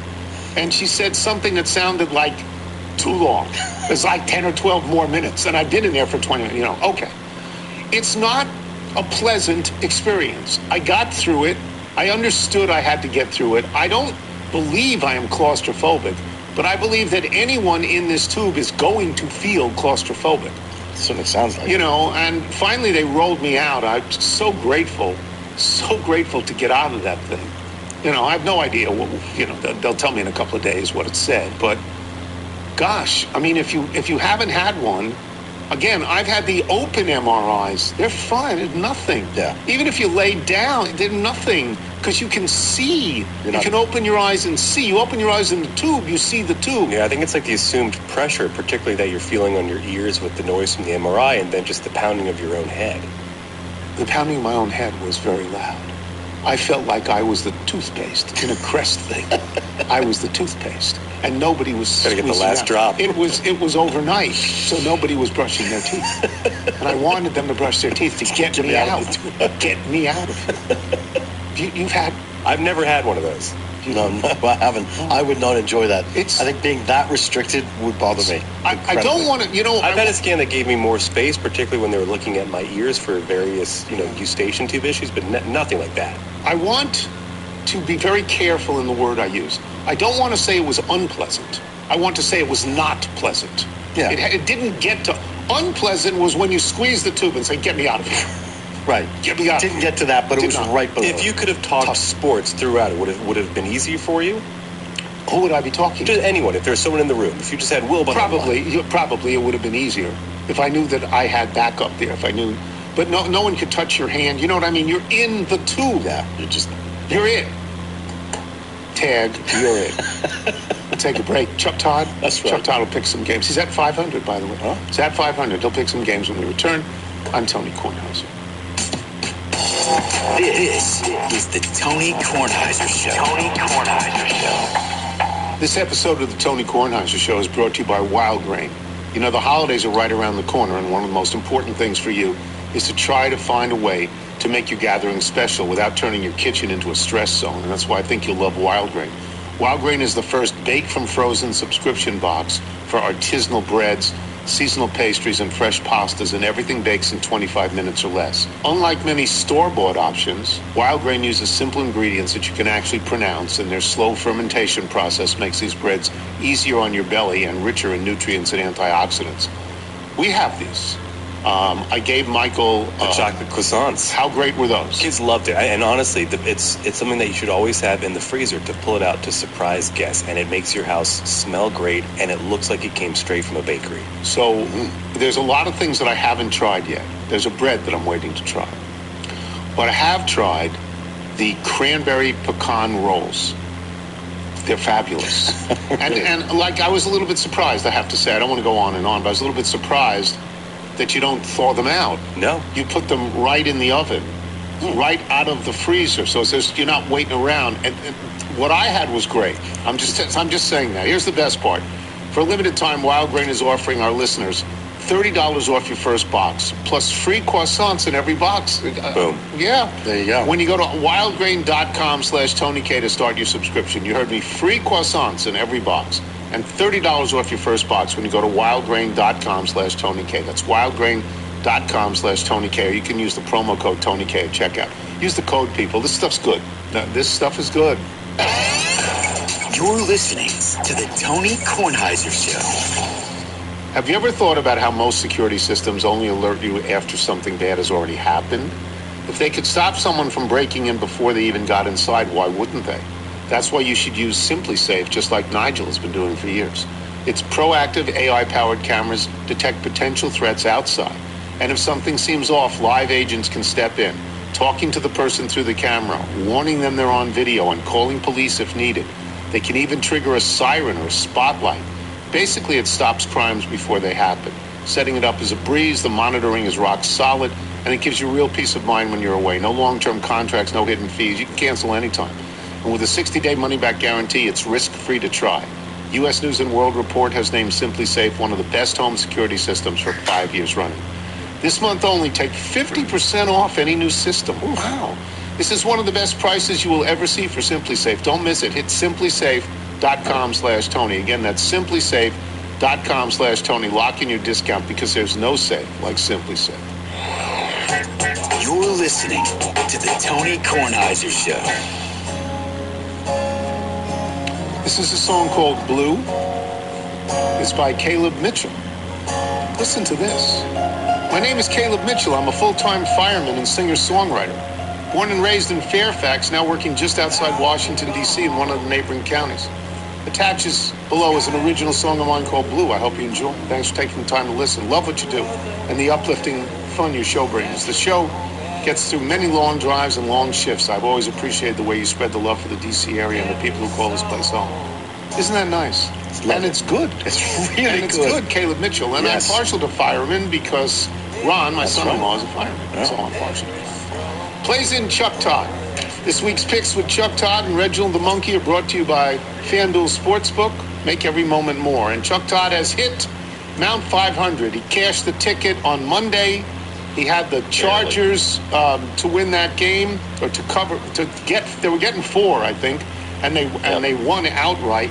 And he's at 49-49. That must feel, I'm not saying it feels great because you want to be better than that, but it must feel good to finally get there. It does, but there were a couple I thought I had and missed. I mean, the Ravens. You missed on Baltimore. You know, I think I warned you on that one. Yeah, you did. No, you did. I didn't know Aaron Rodgers had one more game in him. He did. I mean, he looked a little bit like the old Aaron Rodgers that game. That was pretty impressive. Hey, are you depressed yet about the Nats? Because I am. Oh, I mean, tell me why. They got rid of relievers who I hate. So well, I hear you there, and I do like the catcher we got, that prospect catcher. Because Keibert Ruiz had like the lowest something or other in all of baseball last year. He's no good, and he has concussions. The time we're done talking, Mackenzie Gore is going to be traded. Yes. Which there's a part of me understands it, but we just spent 5 years rebuilding. Can you imagine a contractor comes to your house and he says, "Hey, we're going to rebuild your house," and you're 5 years into it. Is this done yet? No. In fact, we got to knock the whole thing down and start over. That's what we've just done. I will say we were just starting to build the house. They put up the frame, and now we're knocking the frame down again. The quotes that I have seen from Paul Taboni, I think I pronounced that name correctly, indicate... We need to get him on the show for you, buddy. We need to get him on. Yeah, they indicate that he says, I'm listening to everybody, which means nobody's safe. I'm listening to everybody. And yes, he's going to remake this team in a very short time. I share your apprehension about this because the future of the Nats is what they sold, and it was attached to very specific names. One of them was Mackenzie Gore, and one of them was C.J. Abrams. And earlier was Keibert Ruiz, right? And who was the pitcher who hasn't pitched? Josiah Gray hasn't pitched in what? I don't know, a decade? A decade? Is he eligible for the Hall of Fame yet because he's been out of baseball for so long? He didn't make it. He got less votes than Murphy. I think he dropped him off the ballot. So it's I know. Yes, but I will slavishly watch. It's the Pittsburgh Pirates. I think we may understand what it's like to be a Pittsburgh Pirates fan. But without Paul Skeens. Well, our Paul Skeens is James Wood. We'll have one thing to celebrate every game. Oh, look, James Wood. Oh, that's nice. Well, the problem with James Wood is I think he struck out 3,000 times last year after the All-Star break. Some unbelievable number of strikeouts. Led the majors in strikeouts. Led the majors. It's the only thing a Nat led in. It led in strikeouts. All right, you ready to go? Yeah. Let's do it. Okay. First game is a very attractive game. Baltimore is at Cincinnati. You lost with Baltimore last week. I'm hard to understand how Baltimore can be a road favorite. Is that right, Nigel? Yeah. Baltimore minus 2.5? Yeah. Cincinnati, if Joe Burrow doesn't get two very weird interceptions in a row, Cincinnati's going to beat Buffalo last week in Buffalo. How is Baltimore a 2.5-point favorite? You explain this to me, Chuck? I can't, other than this assumption that, Baltimore's going to somehow win this division, and I don't know how they win this division now. Yeah. After losing that Pittsburgh game. And is there another injury with Cincinnati that we don't know about? And here's another thing. Is that really Lamar Jackson? No, that's who he is right now. He's not Lamar Jackson anymore. Now, he may be next year. I don't know, but he's not this year. It's interesting. We've seen the history of this with quarterbacks that will also behave as running backs every once in a while, right? We saw it with Cam Newton. You take enough hits, and eventually, you're just not the same.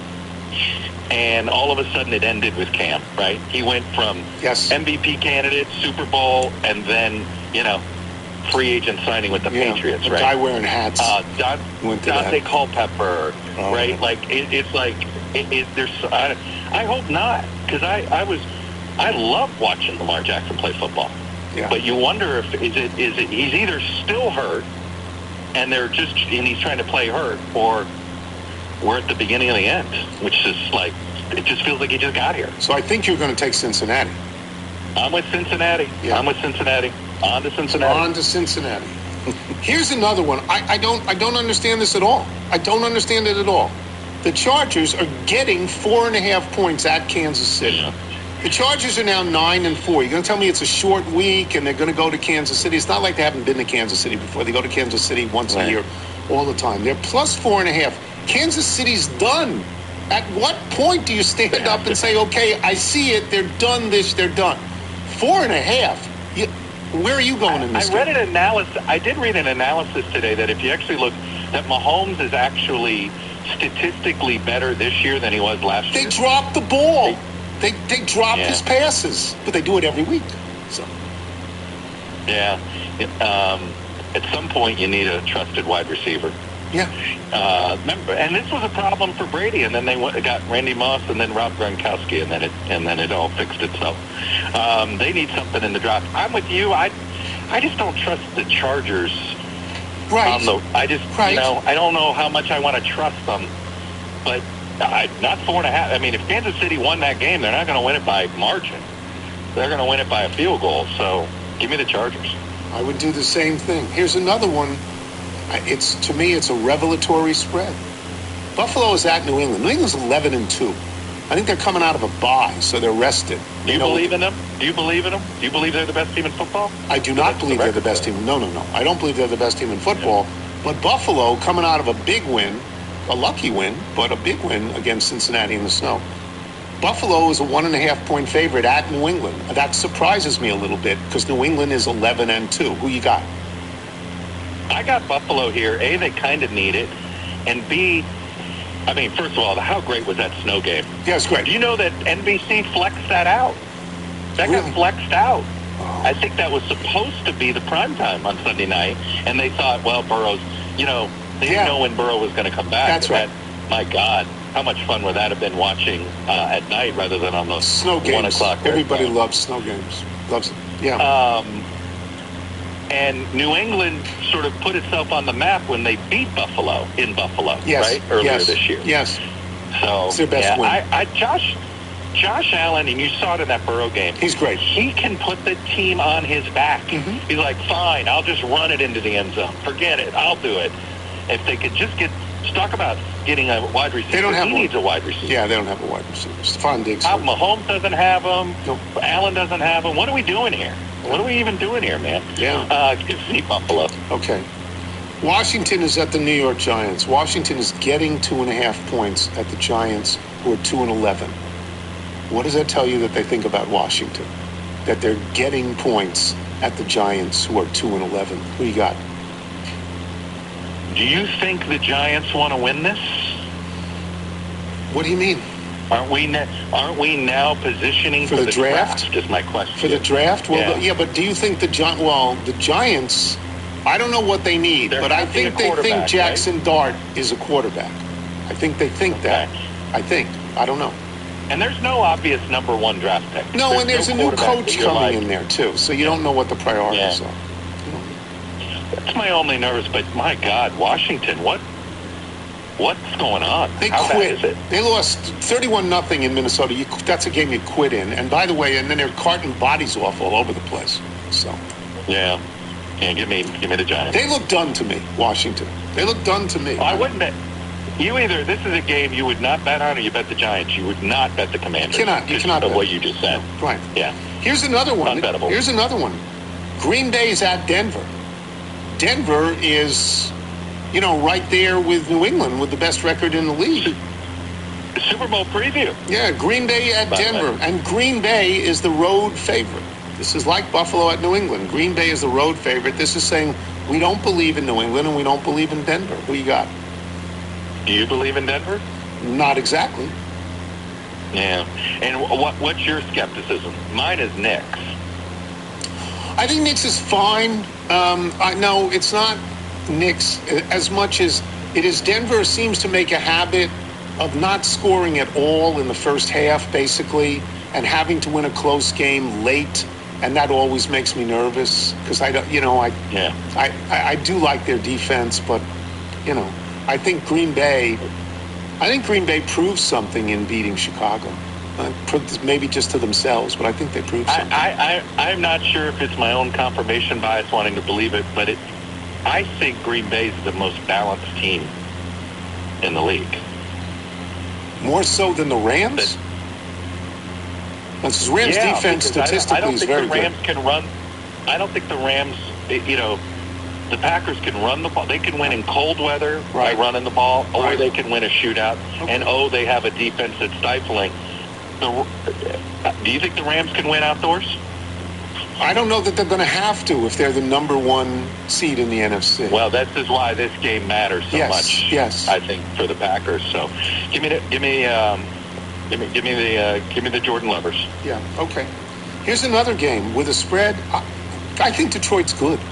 I'm one of those people that thinks Detroit is a really good team. I think the Rams are a really good team. And they are number one in the NFC. This is a game that could be an NFC finals game. Could be. Detroit at the Rams. Detroit's getting 5.5. That's really a lot. 5.5, don't you think?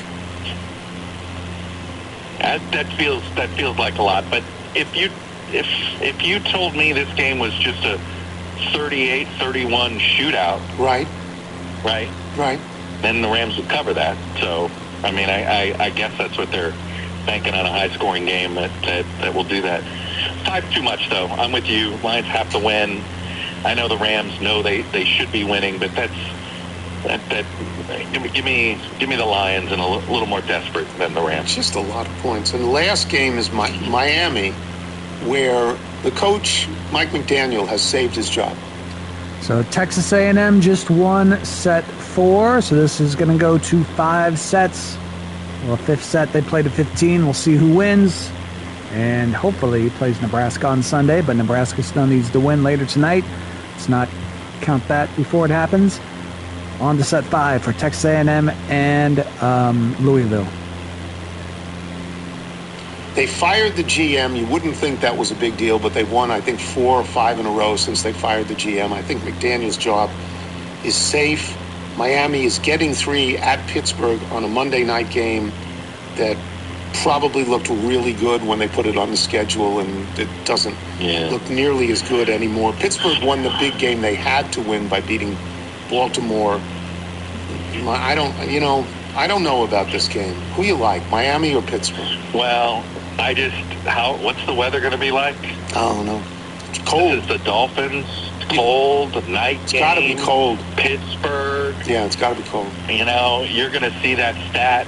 I think the Dolphins, when it's under 40 degrees or when it's below freezing, their record is just horrendous. Yeah. I'll say this, they can run the ball.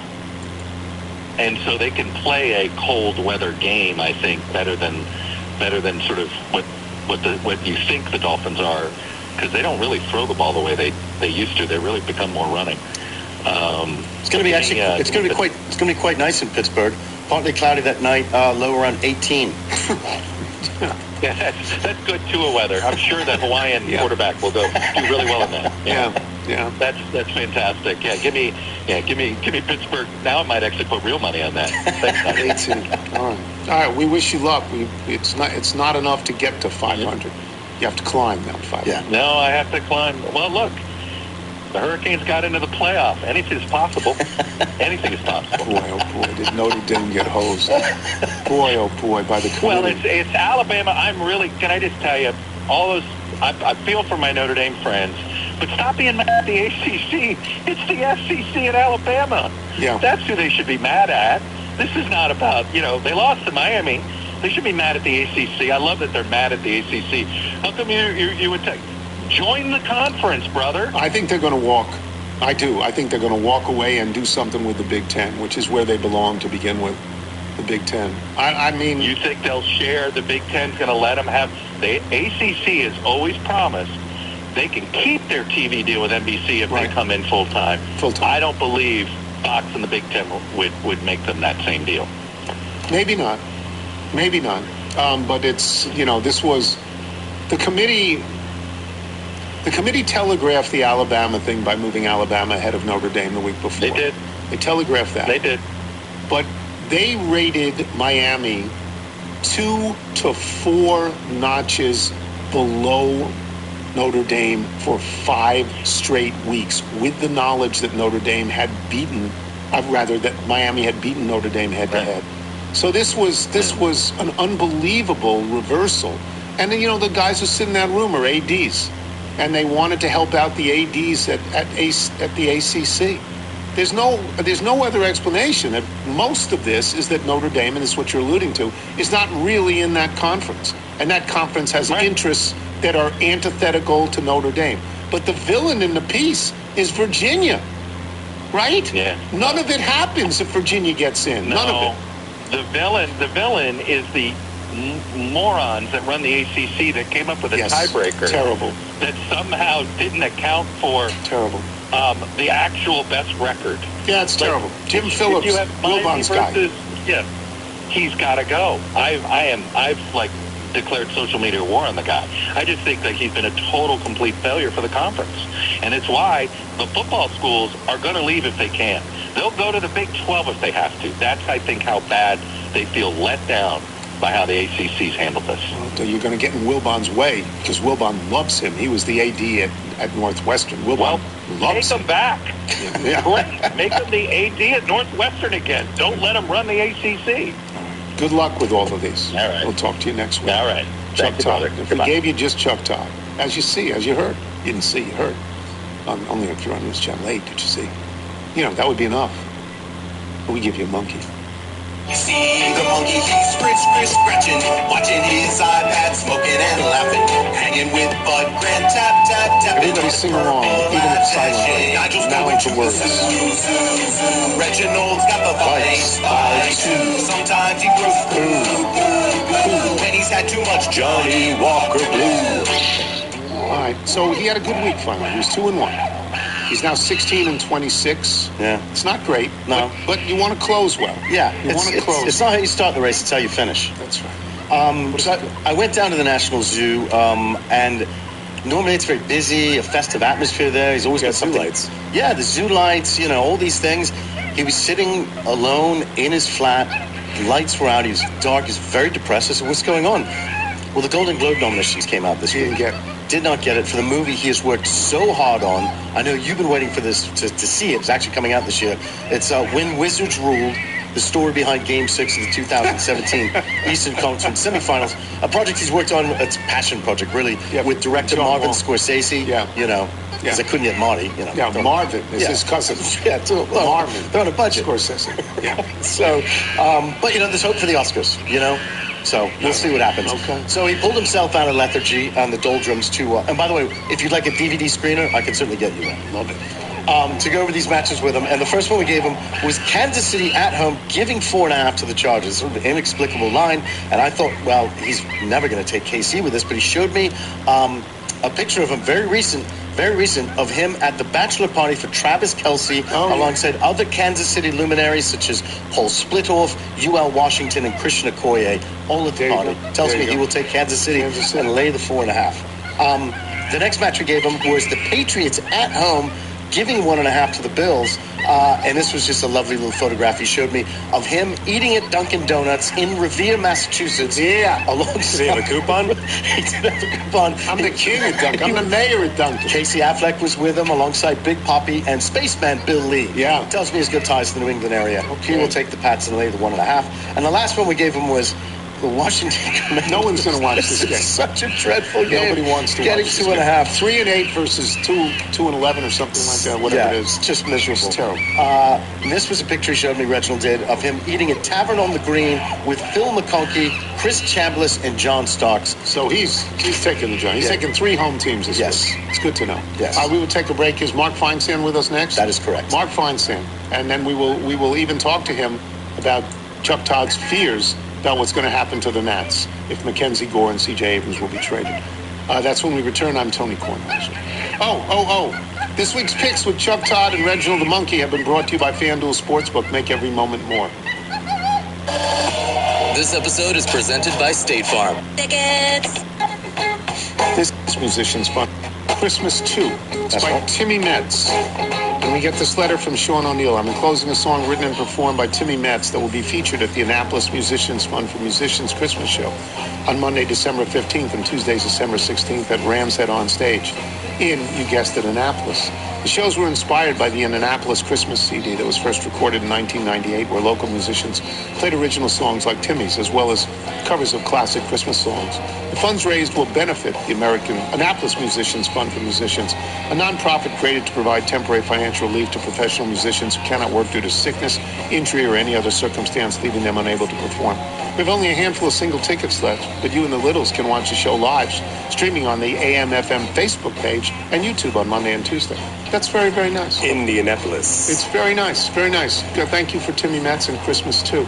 Michael, if people want to send their original music in, how do they do it? Send us your music by emailing it to jingles@TonyKornheiserShow.com. And a reminder for all your holiday needs, TK Fox is still live at JohnnyO.com. What does the Fox say? What does the Fox I've mentioned a lot of their button-downs and sort of holiday sweaters recently, but I will highly recommend the Iverson's Performance hoodie. This is a great piece for the golf course and looks great with jeans. And there's Iverson? A nice, it's like the Iverson's hoodie. Yes, it's a dark blue hoodie, but it's great because the top of it does not bunch up because of the zipper, and it's got a slightly longer hem in the back.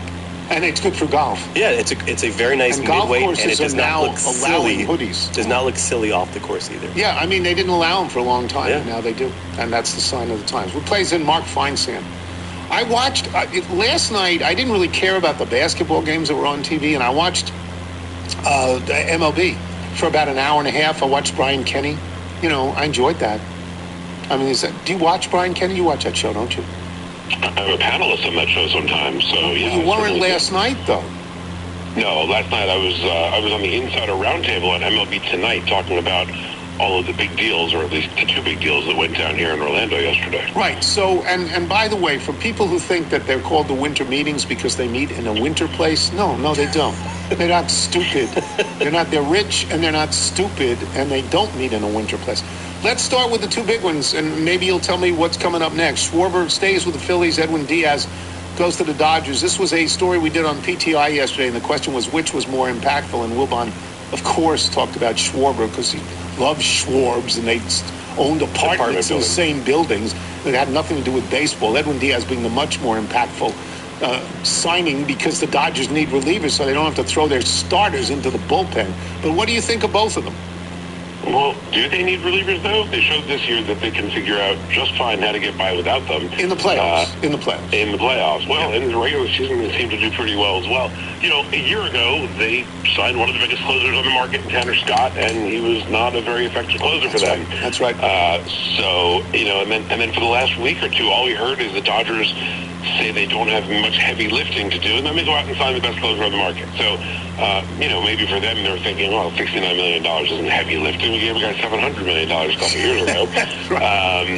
But, yeah, I mean, obviously the Dodgers getting Edwin Diaz addresses, probably the biggest hole they have on their roster in terms of, going forward for 2026. And, it makes a three-peat a reasonable thing to talk about, doesn't it?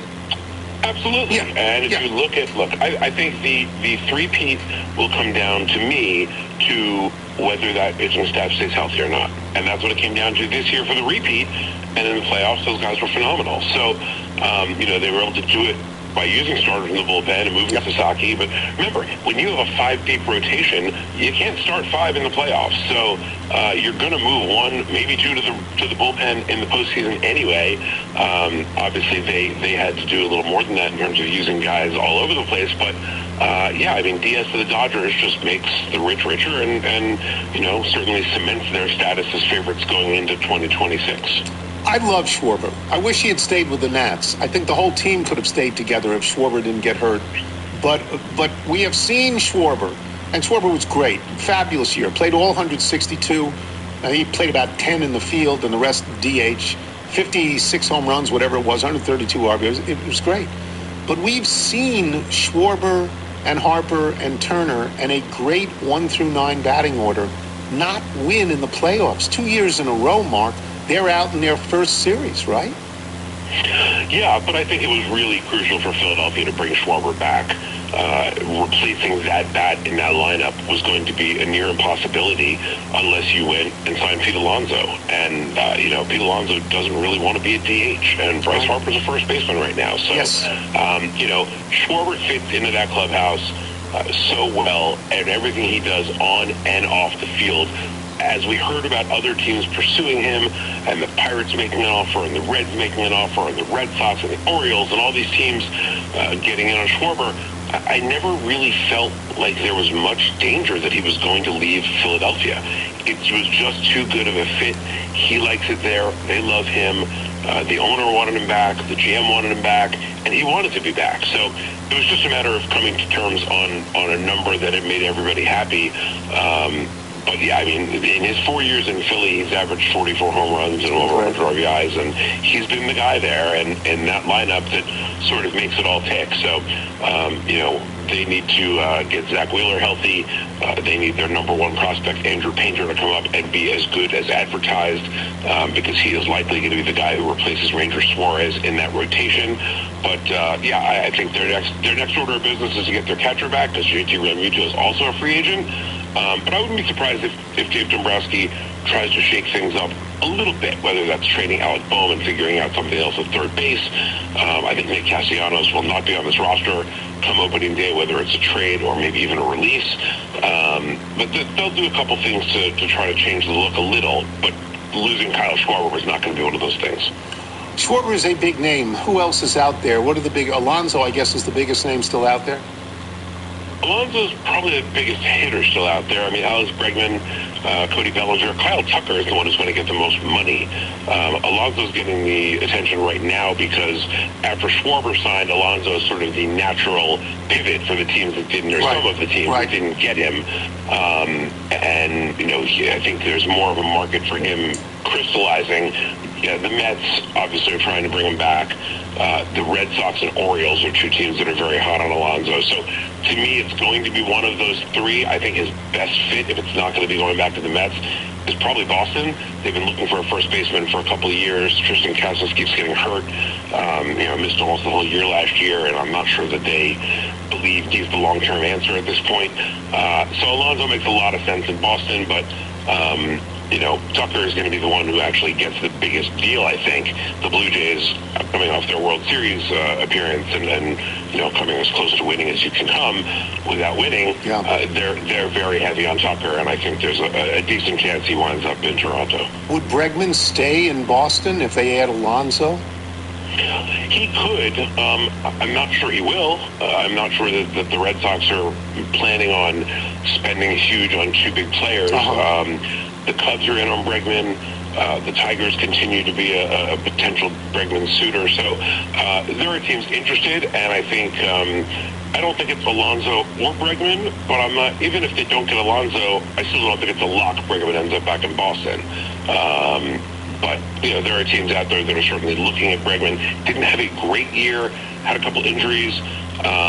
But he will definitely.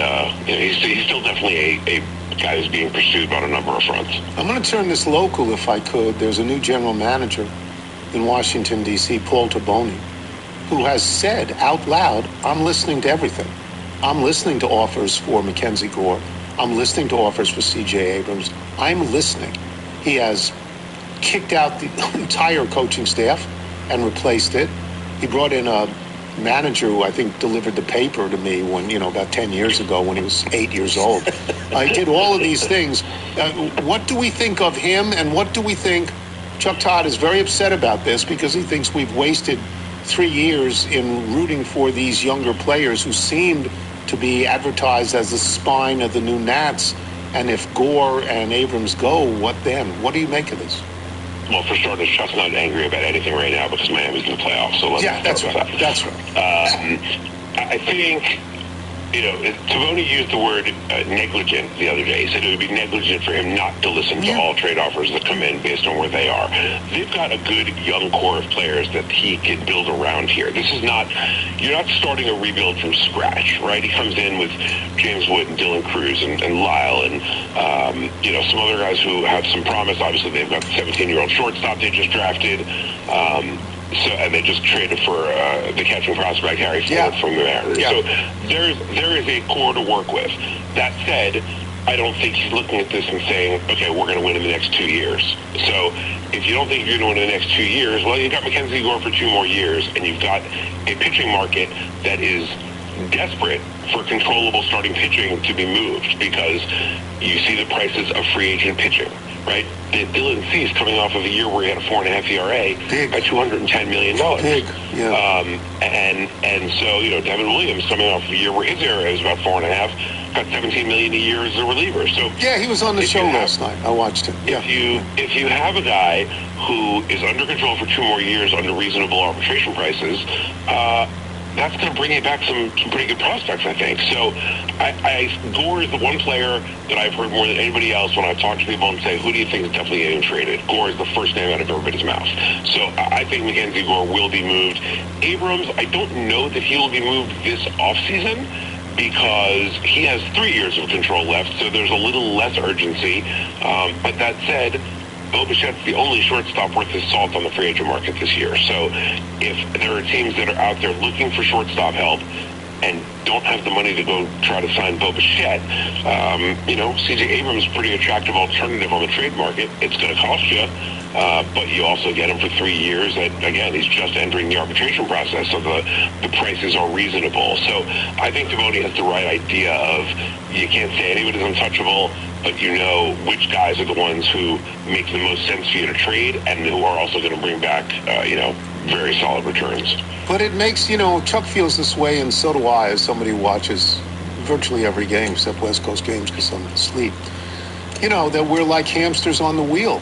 I mean, if you get rid of Mackenzie Gore, if you get rid of C.J. Abrams, C.J. Abrams is not even a good fielder, but they were sold to us as the future, and so if you get rid of them, whoever else you bring in, it feels like you have made the same reset and you're selling them to us as the future. But what happened to the recent past? What did it do? I think you're going to have to look at it this way. When you look at the teams that have done successful rebuilds, and you obviously think about the Cubs and the Astros when they both did it, about a decade ago. They built the young core, and then when they felt the young core was ready to win, they went out and spent money on some free agents or made a big trade. In the Astros case, Justin Verlander. The Nationals are not there right now. So, the new executive comes in, he's got to go by the timeline of he's in day one. Doesn't mean it's a 5-year plan, but even if it's a 3-year plan, well, Mackenzie Gore is going to be a free agent in 2 years. So, I think he's got to bring in some more young talent to go with the guys that we mentioned before. Yeah. Build that young core, hope that young core continues to mature to the point where you can then look at it and say, okay, we're ready. Let's go sign this pitcher or this outfielder or whoever it may be to supplement this young group of players. The Orioles are in a situation now where their young core is starting to mature, and if they don't start signing some players to supplement that group, they're going to waste this window that they have of all these young controllable guys, and then they're going to be looking at the same situation that you're talking about now, where you say what happened to the recent past. So, rebuilds are tricky. They're not easy to do, and having a new executive come in mid-rebuild, like I said, when you're not looking to tear the entire thing down, you've got some tough decisions to make. But the one thing about when a new GM comes in, he has no attachment to any of these guys. He didn't draft them. He didn't develop them. So, Rizzo may have looked at some of these guys and said, I can't trade this guy. He's been, we drafted him this year, and we watched him develop and blossom into this guy. Obviously, Gore and Abrams were trades with the Soto deal, so they didn't draft them. But Taboni has no attachment to any of these guys. He didn't trade for them. He didn't draft them. And if he thinks that the best decision for them in the long term is going to be to move them, and he can get the right deal for it, it'll happen. That's what it looks like. Thank you, as always, Mark. We'll talk. There'll be more movement. We'll talk again. Thanks. Thanks, Tony. Mark Feinsand. Yeah, Mark Feinsand, boys and girls. Excuse me, we will take a break. We will have email and jingle when we return. I'm Tony Kornheiser. When the holidays start to feel a bit repetitive, reach for a Sprite Winter Spiced Cranberry and put your twist on tradition. Smiling. You would as well. Just go to BethesdaBagels.com. Read that mail now, baby. I just love that. I just love that. Great. Late hot pink hangover. Yeah. You want to do the Bethesda Bagels? Bethesda Bagels, we love them. You would as well. Just go to BethesdaBagels.com for the location in the D.C. area nearest you. Then pop one in and you'll be thrilled. Before we get to the mailbag, let me just say, look out, kid. They keep it all hid. Better jump down a manhole. I just have a candle. Don't wear sandals. Try to avoid scandals. Don't want to be above me. Better chew gum. The pump don't work because the vandals took the handles. It's Robert Zimmerman. It's pretty good. In Minnesota. What can I tell you? Nobel Prize winner. Yes. Our thanks today to our guests, Chuck Todd and Mark Feinsand. Thanks as well to today's sponsors. Remember, you can listen to us on Apple Podcasts, Spotify, and Odyssey. If you get show through Apple, please leave us a review. From Glennon Allen and Norwegian Soft Kitten. Tony, we always get a kick out of it when anyone there on the show mentions that the bagels from Bethesda Bagels are hot. Why? Well, since you're unburdened by memory, you might not remember this, but when you toured with us as our bass player during the 91-92 winter tour of colleges, your nickname was Hot Bagel. The nickname came about one morning early in the tour. We had played Bryn Mawr College in the Philadelphia area the night before. We had a long drive ahead of us for a gig that night at Western Carolina University. We stopped into a bagel shop to load up on bagels for the drive, and when the cashier handed the bag of fresh bagels to Tony, you swaggeringly said, "Ooh, these bagels are almost as hot as my bass licks were last night." For the rest of the tour, you were endearingly known to us as Hot Bagel. They are so smart. They are so smart. This is from George Mallet, I assume? Yes, George Mallet, yes. I'm writing this missive with generous margins so my words won't be cut off by the printer. My golf knowledge is limited to watching my boy hold his own on public courses with grown men, but I thought Michael filled in for Sands admirably on Monday. Michael, incidentally, is the key reason I'm able to get the woman to whom I'm related to by marriage to occasionally sample the show. Back in October, we were embarking on our annual wedding anniversary trip to Bethany Beach. We woke up one morning in the St. Clairsville, Ohio hotel and turned on the weather. A famous muscle-bound meteorologist was describing Armageddon on the Delaware beaches. That worried me, but we continued on our journey. When we were driving across the Bay Bridge onto the Delmarva Peninsula, I persuaded Kathy to put on the pod. Michael was filing a dispatch from Delaware and described the specific locations we would be frequenting in a matter of hours. Michael made it sound like our favorite places had not washed away. We were comforted by Michael's report. On our way home days later, Kathy said, "We could put on your podcast. Maybe Michael will be on." Yeah. Good job out of Michael. I don't know where I rank as a Spotify listener, but I was episode 93 with Chuck and Roxy. There's a picture of my kid hitting a golf ball. He weighs 95 pounds, but he hits it a country mile end straight. Lovely picture, which I pass over. 95 pounds. Can't pick him up anymore. That's right. From Brian Moeller, Chuck and Roxy, number 167, tell Alex Cobb to eat it. Since the new game seems to be Spotify rap numbers, I'll share that. I also had over 10,000 minutes listening to the show. Additionally, my most listened to musical group was Post Sex Nachos, thanks to the show. Despite that fact, my listening age was 69. That hurt me just a bit since I'm only 52. Thanks for skewing me old, Grandpa. From Ron Tikach in Cannonsburg, Pennsylvania. So is this the new game? Amazon Music says that I'm a top 5% listener of the show. It actually said I listened for 8,625 minutes in 2025. The woman I'm related to by marriage said, "Get a life. You listen to him more than you listen to me." Possibly. These numbers are bad. Don't go down this rabbit hole. Great. Don't go down the rabbit hole. Don't do it. Pump them up. Neil Airvays. One of the lessons, no new music. Yeah. Over the many podcasts, we've enjoyed Wilbon's pride in the athletic achievements of Northwestern, particularly women's lacrosse and field hockey, the stellar performance of the Binghamton debate team, and one half of competitive basketball against Georgetown. Greg Garcia's pride in the Frostburg State frat boys and other Little's collegiate fandom. Regardless of the academic excellence of our alma maters, we still revel in athletic success, perhaps because it is so objectively determinable. So please allow me to share my joy in what my alma mater, the Tufts Jumbos, have achieved in the last 2 weeks. With a victory over Johns Hopkins in overtime, the Jumbos field hockey team captured its second Division III title. A few days later, the women's soccer team reached the Final Four before being defeated. And just last Sunday, the Tufts men's soccer team trailed Trinity of Texas until with 4 seconds left in regulation, they tied the score and won in overtime. Yeah, they're national champions, D3 national champions. Congrats. As I previously shared, last fall, the men's lacrosse team won its second straight championship, and women's team plays second in the country. Perhaps Wilbon would be impressed enough with the tough stick sport to consider my application to his tech exchange. No, he won't. Michael Benedetti, Santan Valley, California. I officially became a man 2 years ago, and as time goes by, I find myself having more in common with Mr. Tony and less in common with the youth of today. A Friday night 10 years ago, I would have been out with friends enjoying the nightlife. What did I do this last Friday night? I looked up how many inches of snow actually fell in D.C. so I could see if Mr. Tony... Well, Texas A&M just got the reverse sweep. They win and advance to the Elite Eight on Sunday, where they will play the winner of Nebraska and Kansas. Big comeback win for Texas A&M.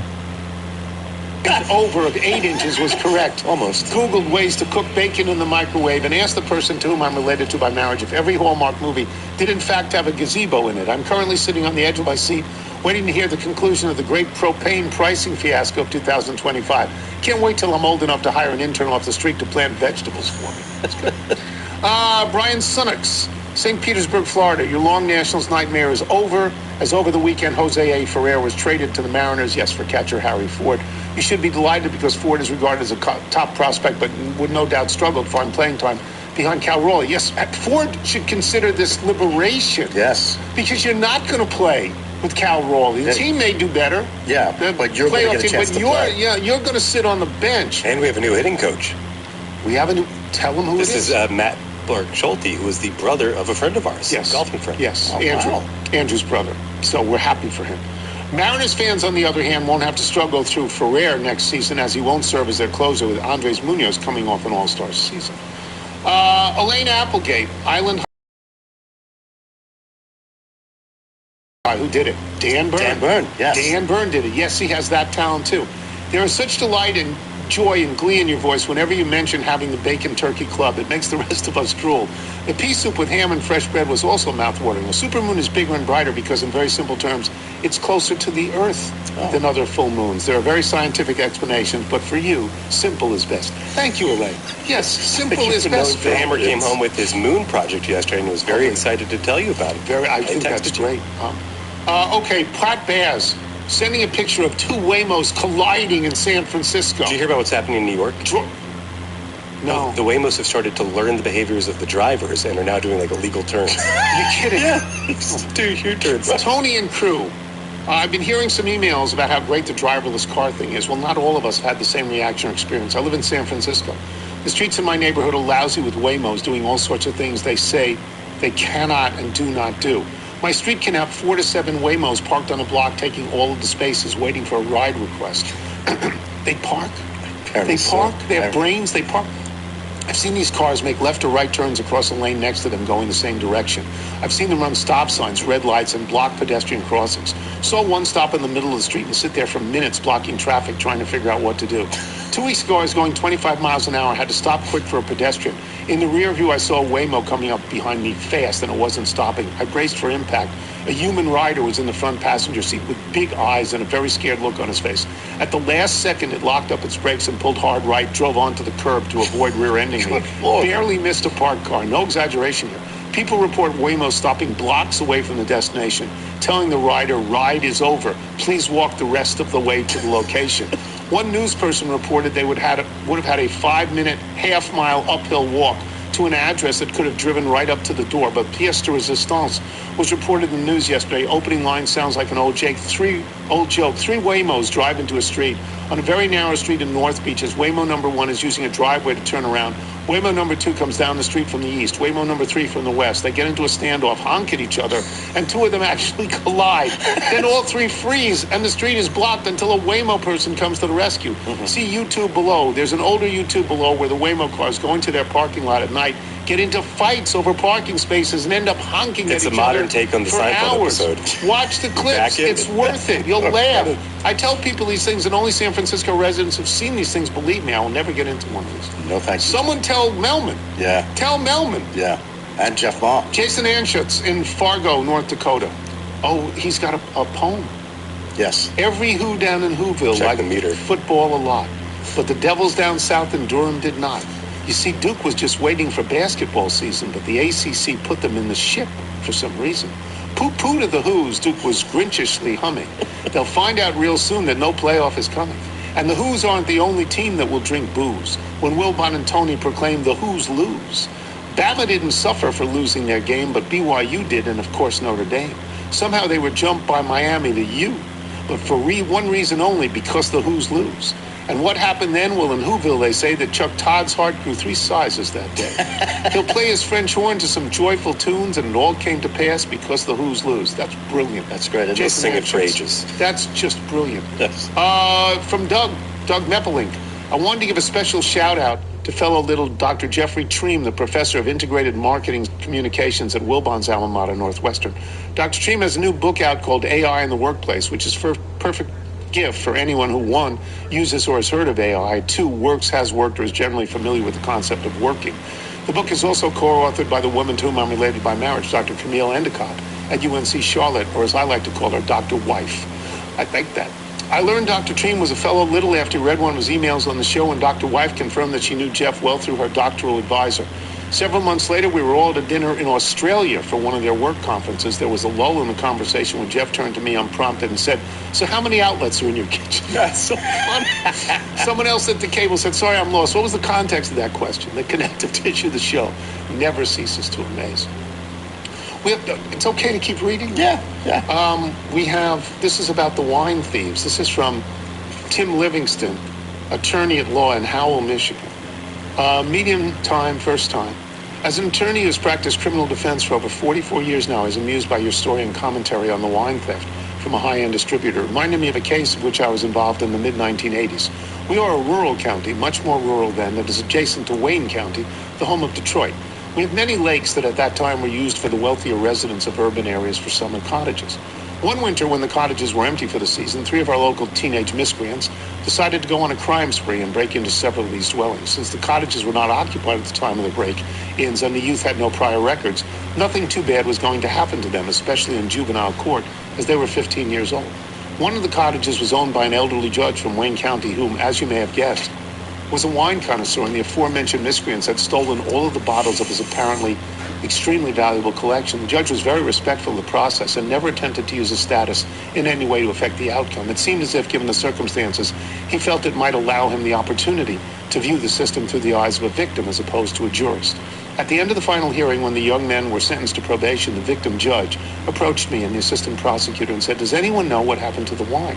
The assistant prosecutor looked at the judge with sadness in his eyes and said, "I'm sorry to have to tell you this, Your Honor, but they mixed it with 7-Up and drank it." Without a word, the judge just looked down, shook his head, and walked away, never to be seen by us again. Thank you for several years of enjoyment listening to the podcast. If you happen to read this, please tell your fellow doctor, John Chadwick, member of the Battle Creek Country Club, and who introduced me to many others to your show, to eat it.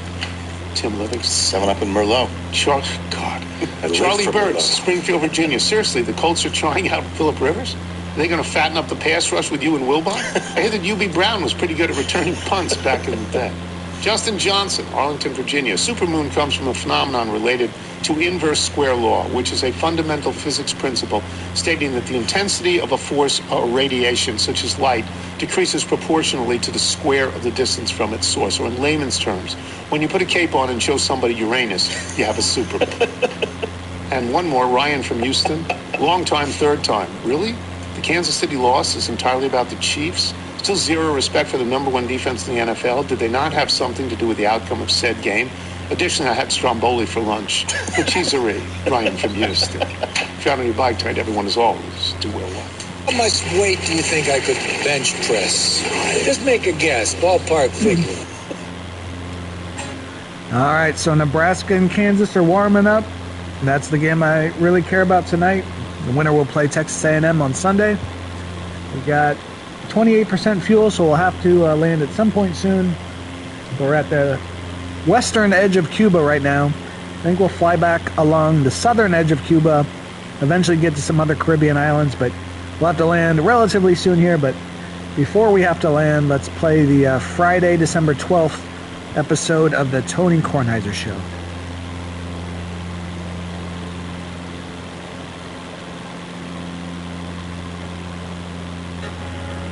Hey, it's Tony. I was going to tell you what was coming up on the show today, but Apple decided to do a forced update on my phone that has greatly angered me. So now all I can tell you is that I hate Apple.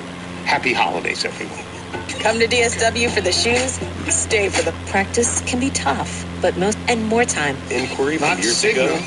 Not to Cigna. What does it stand for again? Calculated indifference gives no aid. Yes, that's it. Cigna. They've now been taken over by Evercore. You know what Evercore stands for? Calculated indifference gives no aid. The Tony Kornheiser Show is on now. I hate Cigna and I hate Evercore because it's Cigna. And you know what else I hate? I told them I hate my phone. Your phone update. I hate my phone. Welcome to my morning, everybody. I'm too old for, I don't want my phone updated. They updated it anyway, even though I always press later because I don't want it updated. Yeah. They updated it anyway. You had to go to the glasses. They changed the icon of the clock. Yep, that's his biggest gripe. No, it isn't my biggest gripe. I can't get on Safari. I only use 4 things. I use the alphabetized listing of people's numbers that I know. I use text message. Contacts. Yeah, contacts. That was called. I use text messages. I use my weather apps. And I use Safari to get on ESPN. So I press Safari. And I'm going to, at the bottom, I have these choices of things I can go to, and one of them is ESPN. But Jared Duran shows up. A picture of Jared Duran. He favorites every single thing that gets sent to him. I don't understand how this works. Who would like to guess how many tabs are open on this Safari account? I can't get rid of Jared Duran. Hundreds. I can't get back. I am a creature of habit. I don't want this. They do this to me all the time. They take away the date of the week or the date of the month. They take away, a radar app. I have nothing to. I don't do this. They do it. Yeah. Who is it? Who does it? Apple? It's Big Apple. Yeah, Big Apple. I hate them. Yeah. And now they've changed my phone. Now my phone is coming horizontally instead of vertically. Yep. So if you remember years ago, I toggled it so that your phone would not go into landscape because you like portrait, being a man of a certain age. So now we are back in portrait mode. And I think we have resolved your issue with Safari because when you open up Safari, I don't know, rather than going to something like Google for your default search, you like to go to Yahoo. I don't know. You're a Yahoo guy? I don't know what I am. I am a creature of habit. If it worked for me yesterday, I press it again today. And they changed it. And they do this. There should be qualifiers. If you are over a certain age, you should have the right to say no. There are accessibility features for your phone, phone, but what's tough is that with the recent updates, there is a quality of making the screen itself and the apps more see-through. No, just they're less dense. They lightened the picture of Chessie. They took out a lot of the color of Chessie. Somebody thinks he or she is an artist. And they're going to change the look. They're going to change the typeface. They're going to change the way the letters are. Don't do this to me. Leave me alone. Let me have my phone the way I want to have my phone. So the long and short is we now have an extra group on the Barry page. Everyone has a Barry page on their phone. You go all the way to the right, and now it's just called Extras for you. So all the forgotten apps that you can't delete, they're in Extras. The good news is there is no good news. Well, just as you get used to this new format, after you're like, okay, finally I'm used to all the changes, they'll update it again. This is like the Washington Post sports section now, which stinks beyond words in terms of how you get the stories. They have rearranged how you do that.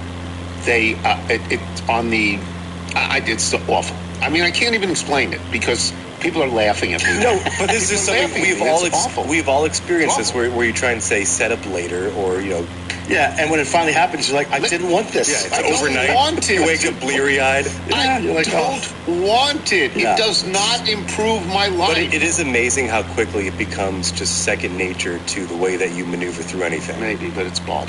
Was your anger offset by the catalog that I brought you? Oh, the Virginia Diner Peanuts catalog is great. Yeah, they got some holiday specials. So many good.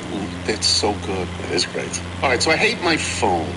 Check that out. I watched The New Yorker. I watched the 100th anniversary documentary on Netflix. Make you feel smug? No, I didn't feel so. Well, yes, The New Yorker. Performative viewing?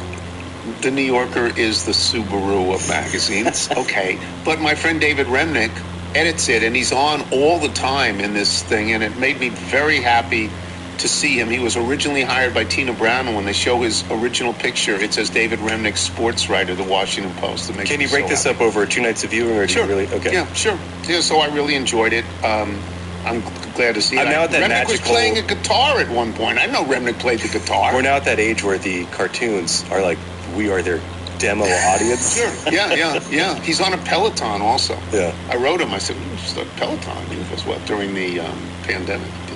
PR? I have to say that I don't want to get into the Sharon Moore thing all that much. I just want to say to people out there, on this show we're going to talk about what we know, the reporting that we trust from sources that we trust. We're not going to deal with the things that are on the internet, which says, I heard that. Well, no, we're not. From my dad or mom. We're not going to do that. We're not going to do that. But I think it's safe to say at this point that Sharon Moore has flushed his life and career down a toilet. Yeah. So he's not going to get a good job again. It's going to take a long time. Long time. He's radioactive at the moment. So, also a couple of things about my dad's chips. Oh, I gave my dad's chips to Sean Reese, who said they're so good they should be illegal. They're like cocaine. Which flavor did you try? I give the original because it's my favorite flavor. That's a good gateway. And Jason, who walks Chelsea, says these are fabulous. I said, yes, these are fabulous. Okay, let me get to some mail that we have. This is not not in the email segment. It's a holiday show. Yes, everything's a holiday show. First of all, let me thank Amy Petty from Warrenton, Virginia. It's very nice. Thank you very much for that note. Wendy Nelson in Del Rapids, South Dakota. My husband, Scott Nelson, has spent countless hours listening to your show. He still laughs when he tells me about Maggie and a garbage can. He has since converted me to Littledom. The tinfoil brick. I was wondering if you could please give him a shout-out since he's retiring after about a 30-year career with the United States Postal System. He even won the Million Mile Award for driving 1,000,000 miles with no accidents. He spent a lot of time with him as he traversed his 100-plus mile a day route. 100-plus mile a day route along the rural roads of Del Rapids, South Dakota. His last day is officially December 17th. His customers appreciate him. They're called customers. That's an odd. That is interesting. Yeah. His customers appreciate him. His family loves him, but he would think the world of you and me if you please read this on the air and give him a shout out. So, I mean, we get these all the time, and many I don't do, but that was very nice. Yes. Here's one from NJ in Calgary in Canada. Not too much substance here, but just my long-winded experience of watching you on PTI since I was a kid. And more recently, your podcast. I started watching PTI around the time it started as a 15-year-old high school student. My mom, who's around your age from what I gather, would say when she heard yours and Mike's voices, what I can only translate to, why do those idiots have to yell at each other? Can't they speak at a regular volume? And I would respond by saying that is part of the charm of the show. Nowadays, this only happens if I happen to be driving my parents around or have PTI or your podcast on. My mom will say, are those guys still on the air? I always loved your perspective on athletes in the sports world. Perhaps I was actually older than my years because no one else my age liked you. That's nice to know. I think many of your what's the words appear in my regular vocabulary. I watched PTI whenever I could in recent years, mostly listened to it on Spotify. My work has more recently required me to be on the road, and as a result, I've discovered your podcast. I find your content increasingly more relatable as I approach 40. Your grievances with the gas company, customer services, sandwiches, liquor stores, general human experiences, and self-driving vehicles put a smile on my face, sometimes just to laugh at myself as I realize, as Michael Wilbon loves to say, Father Time is truly undefeated. I sometimes say to my wife when encountering some of these experiences in my day-to-day life, I think Tony Kornheiser would agree with me. She thinks I'm nuts. Recently, we were watching Wheel of Fortune. Did I mention I'm getting old? And one of the contestants was from Bethesda. My wife said, I've never heard of Bethesda. Understandable, since we live in Calgary, Alberta, Canada. But of course, I exclaimed, I feel like I know exactly where that is. Tony Kornheiser talks about it all the time, and proceeded with my rendition of the Bethesda Bagels ad. Apparently, advertising works. I've listened to you through so many facets of my life, but it seems like you stay the same, an annoyed old man yelling from the porch. I seem to be also on my way there. If you're ever in Calgary, I'd love to hear one of your stories in person. It's just lovely. Isn't that great? It's just a lovely, lovely email. Bet he could help you with your phone. Well, you helped me with my phone. I think it's intrusive. I think what they have the ability to do something that I don't want them to do. And part of me woke up this morning when I saw this and I said, I'm getting out of Apple. I'm going to go get another phone. Who else makes phones? You go to like Samsung. I would just love to see the tracking of your phone from here to the steam room, to the pharmacy. Yeah, I don't go many places. Yeah, Yeah, it's tough, like getting a different kind of phone because there are going to be issues with that, so. I mean, basically what I want to say is this. I know you think you're improving everyone's lives, but some people's lives are not improved by what you're doing, by your ability to swoop in and do this against my will. You can do this. You have the technology, you have the expertise, and you just do it. I understand you think you're helping. You're not. Right. Once you get to a certain comfort level, just have a setting on your phone that just goes, Stop. Leave me alone. Opt out. I want to leave me alone. Well, this is like the great line from Jurassic Park. You spent so much time wondering whether you could do this, you never thought whether you should do this. Yeah. This is from Corey Russell. I am roughly also from Canada, in British Columbia. We must do well in Canada. Yeah, we must. I am roughly the same age as Michael, born the same year, had my start late, carrying on the torch. My firstborn son, a masculine child, was born on June 6, 2024. It's a great birthday. In Langley, yes, it is. It is. 6/6/24 is great. Yeah, it's great. In Langley, British 2 + 4 is 6. Columbia, Canada. Naming a child proved harder than I imagined. When my wife told me she was pregnant, I was incredibly excited, and during a naming spree had the thought, that'd be funny if I named my kid after Mr. Tony. My wife would think I'm crazy. She's aware of the pot. Laura Little cannot go nearly 10 years of marriage and not mention a podcast moment at some point.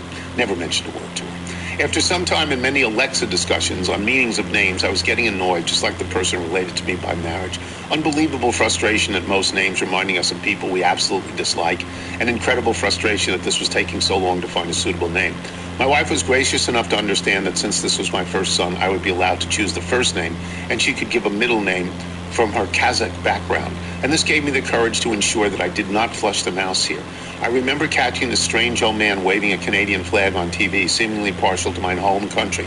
This is where it all started, Orange Man. From here I found the WTEM broadcast, and I was hooked. Your brash attitude never let me down. Several suspensions for wild words coming out. And I enjoyed vacations. Yes. And I enjoyed every moment of it. What also interested me was the unique relationship you have with Michael and the effort in recent years to give back to the years that were almost missed long ago. Without getting too far into the weeds, it is something of interest to me. So with my firstborn son on the way and the path he will have to forge to form bonds with family, I felt it was only right. Waff, doctor. I mean, what are we even doing here? This is a slam dunk. On a lighter note, Spotify has been confirming year after year a personal goal I never thought possible, actually being in the top 1% of something. Wow. Garcia, by the way, I interrupt to say he said it was in the top 12%. And I said, no, you are number one. Again, it just, so Corey continues to write, and I continue to read. Again, it just seemed fitting as you have accompanied me on the following journeys. National disaster responses with the American Red Cross while living in California, recruiting students to fulfill their film industry dreams while living in Vancouver, operating medical cannabis shops in Vancouver and Toronto, growing over 10 million square feet of the same. Wow. 10 million square feet of the same in Canada, the United States, Colombia, and Portugal. And now back in Ladysmith, British Columbia, Canada, with my wife and son. Anthony, and that's Ildar Charles Russell. A 10-pound baby boy at birth, happy and excited. It is with a sincere and warm heart that I wish Nigel, Sean, your entire family, and of course yourself, a happy holiday season. I will hang up and listen. Isn't that nice? That's great. Isn't that nice? I love the process of going through potential names and trying to honor different family members. Yeah. But we did a similar thing where because we had a bit of a mouthful with Kornheiser, we wanted to recognize Liz's family with a first name, and then, maybe we brought in one of my names for the middle name, which you had some issue with over the years, but I just think it's crazy. It just struck me as crazy. I mean, it's your child. The Hammer Philip Kornheiser. You can do what you want to do. It's okay. Here's the thing. So one of the first calls. Here's the tough thing about being a father. And I say this for everybody. As your children grow up and make their own decisions, which they are not only allowed to do, which you encourage them to do, sometimes you don't like those decisions. And you want to be able to say, I love you, but I'm not crazy about that. But it's hard to do that because you don't want to create any, enmity between you and your child. So it's a hard thing to walk through and to do well. I don't do it well. I blurt stuff out. I'm not good. But I smile at the end, and the smile is supposed to convey it's okay. Just because I don't like it, you liked it, it's okay. this is going to happen to you. Oh, yeah. It happens to everybody. And so there's things that Michael has done where I go, no, I'm not crazy about that. Things Elizabeth has done, no, I'm not crazy about that. But I'm crazy about them. Yes. So it's okay. It's all that matters. I don't know if it's okay. Michael is giving me that disappointment. I'm not. I'm still thinking about names. We still have all the lists for all the potential names, and there's names that never were, and they all fit. So it's stuff. Jason? That's right. Jason Lockenfor. Don't even get him started on ER names. Jason Lockenfor. When we return, I'm Tony Kornheiser. This is the Tony Kornheiser Show. Tony Kornheiser Show. This episode of the Tony Kornheiser Show is brought to you by Wild Grain. The holidays are right around the corner, and one of the most important things for you is to try to find a way to make your gathering special without turning your kitchen into a stress zone, and that's why I think you'll love Wild Grain. Wild Grain is the first bake-from-frozen subscription box for artisanal breads, seasonal pastries, and fresh pastas, and everything bakes in 25 minutes or less. Unlike many store-bought options, Wild Grain uses simple ingredients that you can actually pronounce, and their slow fermentation process makes these breads easier on your belly and richer in nutrients and antioxidants. We have these. I gave Michael the chocolate croissants. How great were those? Kids loved it, and honestly, it's something that you should always have in the freezer to pull it out to surprise guests, and it makes your house smell great, and it looks like it came straight from a bakery. So there's a lot of things that I haven't tried yet. There's a bread that I'm waiting to try, but I have tried the cranberry pecan rolls. They're fabulous, and I was a little bit surprised. I have to say, I don't want to go on and on, but I was a little bit surprised that you don't thaw them out. No. You put them right in the oven, right out of the freezer. So it's just, you're not waiting around. And what I had was great. I'm just saying that. Here's the best part.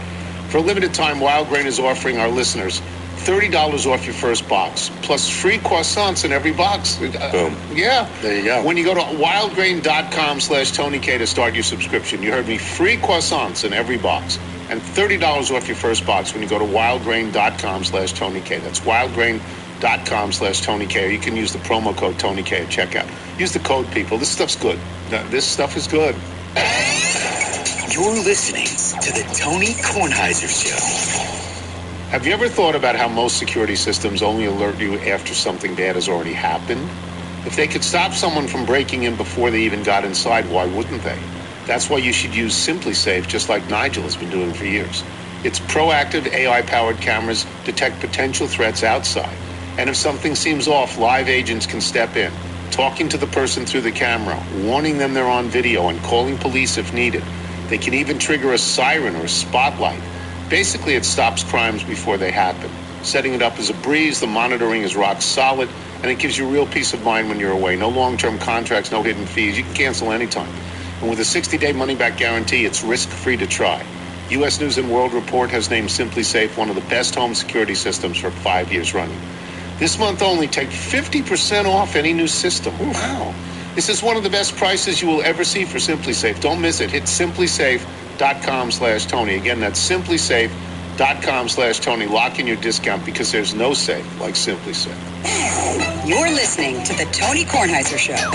With Phillip Rivers coming back, the Bears brought back Sid Luckman to run the old wing T. The Lions got old Bobby Lane to sling the pigskin down the field. Elway to the Broncos, Marino to the Fish. Jets fans who were praying for Joe Namath got their wish. The Colts got Peyton Manning back and Johnny U too. The Vikings got Joe Cap to come back and play quarterback. John Hadel to the Chargers. Pittsburgh, they got Bradshaw back. The Niners got Montana and Steve Young to both play quarterback. The Chiefs stuck with Mahomes. The Cowboys, they got Aikman. Green Bay got Bart Starr to run the Packers sweep again from Norm Van Brocklin. The Eagles made a beeline. The Bengals, Kenny Anderson. The Giants, they got Eli. Drew Brees went back to New Orleans, and brother, that's no fable. The Cardinals got Kurt Warner. The Rams got Roman Gabriel. Brady tore his blazer off when New England called. The Browns, they got Frank Ryan to hand Jim Brown the ball. Can't wait to see all these guys returning to the spotlight. Let's hope their O-lines keep them momentarily upright. A brilliant Dan Byrne, who knows more about sports than I do, and can paint, and can sing, and can play guitar. Yeah. The multi-talented, brilliant Dan Byrne plays in Jason Locken 4, and we will get to Philip Rivers, obviously, but I think we start, as we always start, with what, if anything, did we learn with last night? And Todd Bowles went off. Yeah. Yeah, what was that? Well, I think that was pretty real, pretty visceral. Probably a portal into what that locker room was like immediately following another crushing loss. They're becoming experts at losing football games, and football games that they seemingly, had their thumb on the pulse of and were in control of. Cal Pitts, he's never done that before. Kirk Cousins looked better than he's looked in forever, and that's on a short week coming off of a performance over the weekend where he looked particularly washed and beat up. They've got issues all over the place. It was an elite run defense for about the first 10 weeks of the season. It's really slipped. They have not been able to defend running backs in the passing game at all this year. That showed up again. Getting Mike Evans back was huge. They had a downfield thrust. They just threw, an interception and could have thrown some other ones that I'm sure he'd walk back. I think Baker Mayfield is way more injured than we're probably aware of. And they look like a team with an injured psyche, a wounded psyche. They hit Carolina twice. Those are playoff games. Yes. Yes. I'm not one of those people who can just say, well, Tampa's always won it, so, since Brady got there, so they're just going to win it. This version of them seems hardwired for self-destruction in critical moments of these games. I don't know, man. Carolina could lose to New Orleans this weekend. Like, this league and that division is pretty out there. But the way they lost, to have the Falcons come back here. It was like 3rd and 28. It's just whatever it was. All those conversions at the end by Kirk Cousins at this stage of his career. The guy nobody wanted at the trade deadline. I don't know. They're obviously off, and Todd Bowles obviously knows that mentally they're off, and I don't know if they can get that back in the can. So we had Booger McFarland on yesterday, of course, famously played in Tampa. And he said, look, Todd Bowles is a defensive coach, and their defense isn't any good. Like, he said this on the air. The defense just isn't any good. He wasn't talking about the offense. And he said, if you have a defensive coach, your defense has to be better than this. And the other thing, when Baker Mayfield, I saw a quote today, he said, this is on me. It's my fault. I'm completely responsible. I know what you're saying about him being hurt. Do you think it's possible he's done there in Tampa and will have to go somewhere else? No, I'd be surprised. That would surprise me. And who are you? Like, are you training for Kyler Murray or something? And that's kind of like, he's like Baker without all the things Baker's turned himself into in terms of leadership and galvanizing and guys running through walls for you, but with some of the same physical limitations. No, I don't think he's physically able to do some of the things, many of the things, even perhaps consistently, that he's done when he's at the So you would equate him to Lamar Jackson at the moment? Well, I'm being limited. I think there's some similarities there. And in terms of Tampa's defense, it's the most tepid version of their pass rush we've seen in a while. Yeah. As I mentioned, the run defense has really slipped the last 5 or 6 weeks. They seem to have a fragile psyche in the clutch, which, wasn't the case. And Baker was kind of their dog, and they were winning fourth quarters, and all that stuff. So it's going to be hard to get that back in the can. It is remarkable to me how things flip in a year. Yeah. Tampa Bay started out like 4-1 or something like that this year, and now they're losing all the close games. Kansas City won every one-score game last year. 11-0. They lost them all this year. Washington had a great surprising uplift last year, and now they're down on the ground. New England won 4 games. Now they're going to win 14. So it's really something. Well, let me get to the story that Dan Byrne writes about. Your expectations. You have expectations, first of all, that Philip Rivers will play. And if he plays, what's going to happen? He's playing. I don't think you go through all this to have him sit in your meeting rooms. I mean, they obviously were in a desperate situation, and I know they reached out to some other people too. And so you're doing that because you think that this guy might be able to give you more than a beat-up Riley Leonard. So I don't think it's going to take much for them to get a look at that. Now, how long they stick with it, how feasible this is. I mean, it's like you just mentioned, it's a crazy league. It's often hard to predict. But I don't have expectations here. Seattle's no joke. That defensive-minded head coach is no joke. That defense is no joke. And he's not the only person kind of being forced into duty because of injury. I mean, Sauce Gardner's hurt now. DeForest Buckner's hurt. Like, there's becoming increasingly less of air there with the Indianapolis Colts. So I don't know how much Philip Rivers can salvage. Literally, coming off the farm or whatever. I know he's coaching high school. There are people who are over, Aaron Rodgers is 41 or whatever he is. He's been playing every day. Joe Flacco's got to be close to 40, 41, but he plays all the time. I mean, he's in the NFL. He warms up, he practices, he plays. This guy hasn't played in 1,800 days. I actually worry about him being hurt badly. That's absolutely a possibility. I'm sure there was a level of discourse with his loved ones that involved some of those factors. I mean, it's not even like Teddy Bridgewater, who's been playing every year for a long time and hasn't had to do much to back up. He was coaching high schools last year, and he came back. Like, he's been in camps recently. Like, he's been a part of at least a scout team, NFL practices recently. I mean, this is really, like I said, walking off the farm or whatever. I think it's fraught with peril. I don't think that they have much of a chance to win this football game, whether or not the Seahawks cover a line that money keeps pouring I should say, remains to be seen. I mean, this has the potential to look pretty ugly. It really does. I've not heard a single person. I don't know how that's going to go. I haven't heard any person that has been asked about this, especially former players, think this is a good idea. They live in dread of what could happen to Rivers. They do. I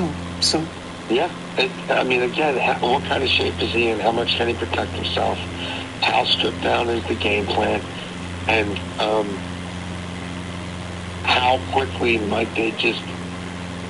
I mean, the other thing is, they just had Jonathan Taylor run the ball 32 times a few weeks back against Atlanta. He hasn't quite been the same since then. Like, how do they manage this game? If this is as bad as we think it could look, I mean, is the answer then let's just hand it off to Taylor a million times, or do they start taking other people off the field? I mean, they are in the thick of a playoff push, but they're also in a free fall. There's life comes at you fast, as you said in this league. Yeah, it's okay. Let me shift gears. I think Joe Burrow is the best quarterback in football. That's just me. Wilbon laughs at me and says, well, he uses a passer. Okay, fine. Fine. But he seems unhappy. His public comments seemed to me to be very NBA-like. Like, NBA players, they say these things, and then the next thing you know, Kevin Durant is saying, I got to get out of here. Yeah. Kevin Durant's always got to get out of here. He's always going somewhere else. This felt to me like a Kevin Durant moment. What is Joe Burrow's future with the Bengals and the league? Well, I've long said and long written that he's not been a lifer. Like, this is just he and Mike Brown or the Brown family, Kenny Blackburn or whomever. I don't think he spends his entire career in their employ. And I know he just did an extension not that long ago, and that was always going to happen. But I don't know if there's a third contract. And he wears his emotions on his sleeve quite a bit, and he's talked openly in the past. It's not the first time that he's invoked his football mortality, far from it. In fact, probably about a year ago at this time, on my radio show, we went and just looked back at all the procedures he's had since he's got to Ohio State, and he's being cut open all the time, and I think that has worn on him, and the fact that he's come back from so many injuries and then had what he came back to not be the caliber of what can be reasonably expected to win big in the NFL, and how small his margins are. And he's also a guy, too, who, last year talked about, hey, we can keep all these free agents and still make money. Like, I've got a plan. I've studied the contracts. I know how the CBA works. I know how the salary cap. I mean, he was doing the Radio Row thing a year ago at this time, basically begging them to keep everybody together. I think he's also smart enough to look at their depth charts on defense and look at how far removed from where they need to be and how slim the margins remain. And I feel like he's banging his head against the wall. And yes, they kept their offensive guys, but our defense somehow got worse, and it was already the pits. I think he is someone who's probably not going to play till he's 40. He's not going to be doing the Phillip Rivers off the farm thing. I think he probably already knows maybe how many more years he wants to play. And I don't personally think he sees himself as doing all that with the Bengals, because I'm not sure that he believes in his heart that they're ever going to win as badly as he wants to win. Okay, it's good to know. Let me shift gears. Your hometown Baltimore Orioles signed Pete Alonso. What does it say? Yeah, how about that? It's what real organizations do. They have someone of some caliber who's proven things in Major League Baseball, who hits the post most every day. You want him in your lineup every day, and he makes real money. He makes he makes more than what arbitration says he makes, or he makes more than $13 million on a 1-year deal. Yeah, it's huge for Gunnar Henderson. It's huge for Jordan Westberg and Adley Rutschman and everybody else who's been sort of trying to be their leader or their anchor, but have struggled with the weight of that responsibility. Everybody knows whose clubhouse it is now. Everybody knows who's relied on the most to hit in the clutch and be that run producer. Be that guy who hits the big home run in a close and late situation. Not that he's the only one, but he's now being paid and recognized at a level that nobody else from outside that organization has been in a long time. It also cannot be the end of what they're doing. I don't think it will be the end of what they're doing. But this was his choice, which also matters. This wasn't a waiver claim that turned out real well for them, or a trade where the guy had no choice. He's still arbitration eligible, and that's where he plays now. This is someone who could have gone elsewhere, who chose to come here. So I think that realigns a lot of things for this organization and takes a lot off some other people's shoulders. So yeah, it's a much needed step in the right direction. That's good. Okay, plug one a bet for us. You guys who maybe are inclined to sports wager a little bit or a few extra bucks to add to the entertainment purposes of the games you're watching, there's a pretty good chance that either I or my guy Beltway Ben Hall have a thought about that game and have probably placed a wager on that game. We try to distill all our work down to about 30 minutes a day where we tell you our favorite plays across all sports, NFL, NBA, college sports, various soccer markets, WNBA in season. We're handicapping it all pretty much definitely, not pretty much, no qualifiers, 7 days a week, and trying to help you guys come up with different strategies, different ways to find the value that you can extract from these sports books that have the deck stacked in their favor. You can get all of our content, video, audio, at wannabetwithus.com. Okay. Thank you, Jason. Let's hope there's lobster for everyone. Jason Lockenfora, boys and girls. We will come back, we hope, with James Carville and Jeff Ma. We know we got Jeff Ma. We hope we have James Carville. I'm Tony Kornheiser. Guys, by now you've heard me talk about Collars & Co. You know how in football it's about making sure you... Then you look upon the table bar. You see the same darn thing. You find no food upon the table bar. There's no fork up in the pan. But you better not complain, boy. You get in trouble with the man, and the Midnight Special. This is the great version of Midnight Special, even better than Johnny Rivers' version. This is Paul Evans, and it plays in James Carville. And this week's picks with James Carville and Jeff Ma are brought to you by FanDuel Sportsbook. Make every moment more. Before we get to the picks, I know you said you were burning your degrees from LSU. I understand that. But in your heart, LSU is still dominating, I'm sure. What do you think of Lane Kiffin being the coach at LSU? Well, first of all, he's a successful coach. Mm-hmm. Okay, so we're starting there, and it's a reasonable way that he can be successful at LSU. My problem with LSU is the governor now runs the school. Yeah. And the reason that Lane Kiffin is there because the governor told athletic director to fire the basketball coach and hire Will Ray, and he said, "Governor, I don't do that. I gave the guy a 3-year contract, and he's improving it. Unless he Ray is in a year." So then he ran our president out, who went to be president of Rutgers, which is, according to U.S. News, the 41st best university in the entire United States. And he hired his friend from McNeese, which, according to U.S. News, is the 80th best regional university in the South. So he wanted to hire the basketball coach and the president. And the board we have is utterly spineless. And he's now running the university, and in my opinion, he's going to run it right in the ditch. Okay. But Lane, okay. So we move off that. Okay, but Lane Kiffin, look, LSU football is going to be fine. We're probably 6th, 7th wealthiest athletic department in the country. We won 3 national championships this year. And of course, he said he was going to let Trump pick the football coach. Well, if John Bell was governor, he said, "I'm going to let Barack Obama pick the basketball coach," I would have had the same reaction. Yeah, and fairly so. Fairly so. Yeah. You can't do that. Yeah. By the way, the LSU women's basketball team scores 100 every single time.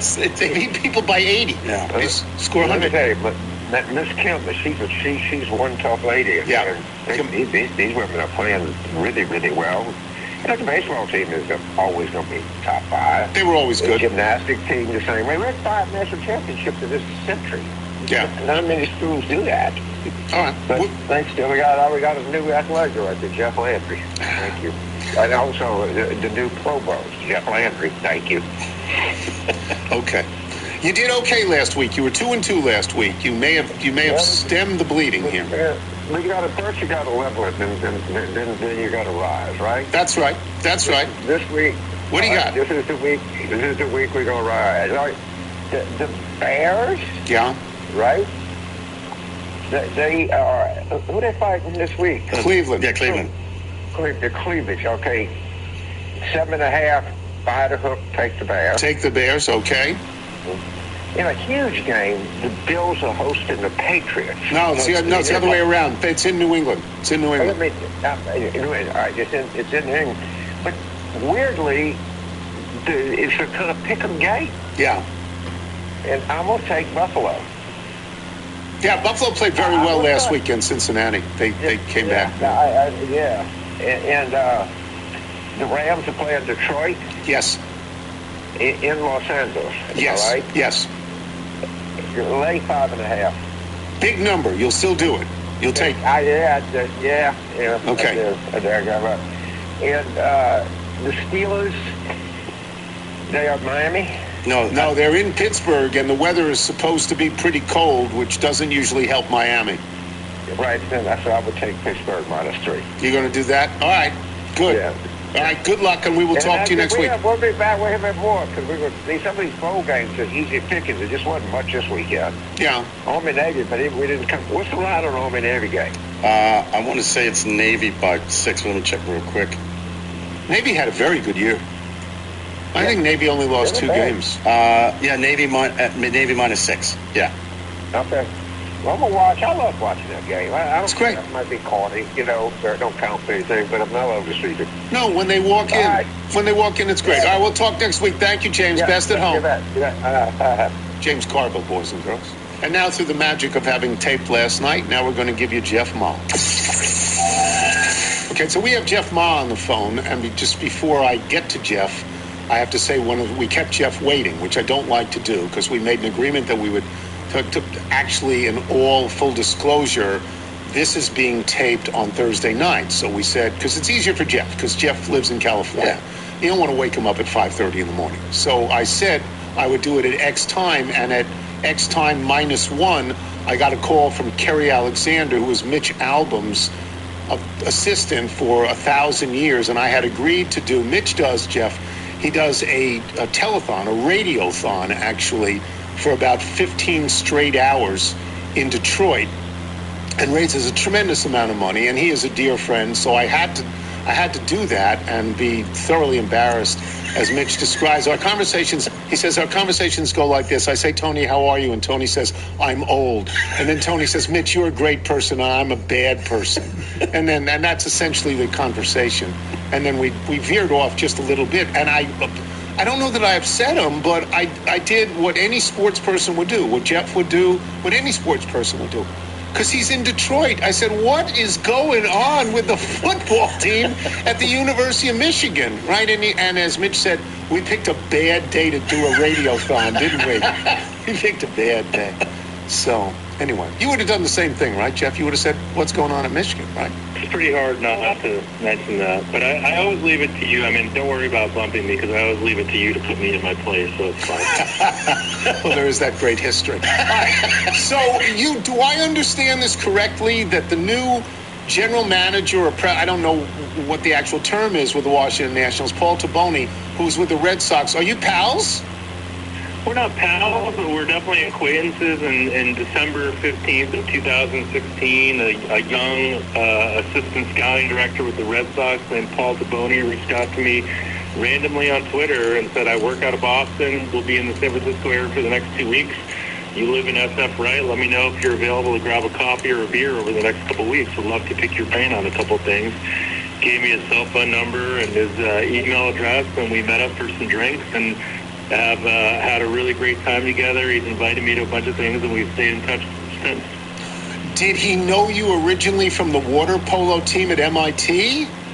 Yeah, he wanted to pick my brain on the merit of Speedos versus jammer shorts. Yeah. No, I mean, I assume that he knew me from the blackjack lore and, knew me from my Twitter personality, and he was, at that time, obviously, I mean, he's still very young, but he was young, relatively early in career, intellectually curious, and, I have very great hopes for what he's going to do for your beloved baseball team. Well, as do we all. He came in here, he fired everybody. I mean, he totally cleaned house. I don't think he kept anybody at all. And those people, some of whom I know, were understandably chagrined at that, but what they will also say is, look, it's his team now, and he should bring in all the people that he wants to bring in. And then he brought in a manager even younger than him. I mean, he's a 35-year-old general manager. He brought in a 33-year-old manager who's going to be younger, I guess, than some of the players and younger than my children. And it's just, that's, I hope that works. You know what I mean? I hope that's the key to making everything better, to look at it with a different attitude and a younger attitude. What is your sense of him? I mean, like I said, I think he's part of the new era of, baseball GM. Certainly, obviously, embraces analytics, but everyone, I think, in leadership roles does now. Looks for, alternate approaches to things. I think one of the things that the Red Sox organization has done quite well, they've taken an analytics approach to things like improvement, right? And if you think about one of, the funny lessons in Moneyball, the original book, is Billy Beane kind of seemed fixated on the idea that players were who they were and they couldn't improve. And I think one of the major areas where analytics can help is helping players get better. And you see this in a lot of the organizations that are successful now. They take organizational approach to using analytics to measure people getting better. The Red Sox have worked with a guy by the name of Kyle Bodie from a company called Driveline, and he's the guy largely responsible for baseball players throwing the ball as fast as they do, because he read a study on how javelin people get to throw further, and it's by throwing underweighted balls, and he's used that same sort of training regimen to make pitchers throw harder, and he's a fascinating guy to learn about, because he's really been the one that has driven a lot of the idea of a wide player. Baseball players are throwing in the hundreds now. I mean, I suspect that I speak for people of a certain generation that I like. Look, analytics are a great tool to help. What I don't like is when I see a manager or a general manager make an automatic assumption, get so-and-so out of the game right here, go out and put somebody else in right now. And because I think that there's sort of a conflict between analytics and the eye test. If you want to sort of have a field manager sense of what's going on, and sometimes analytics overwhelms that. And so I think it's sort of a balance. Do you?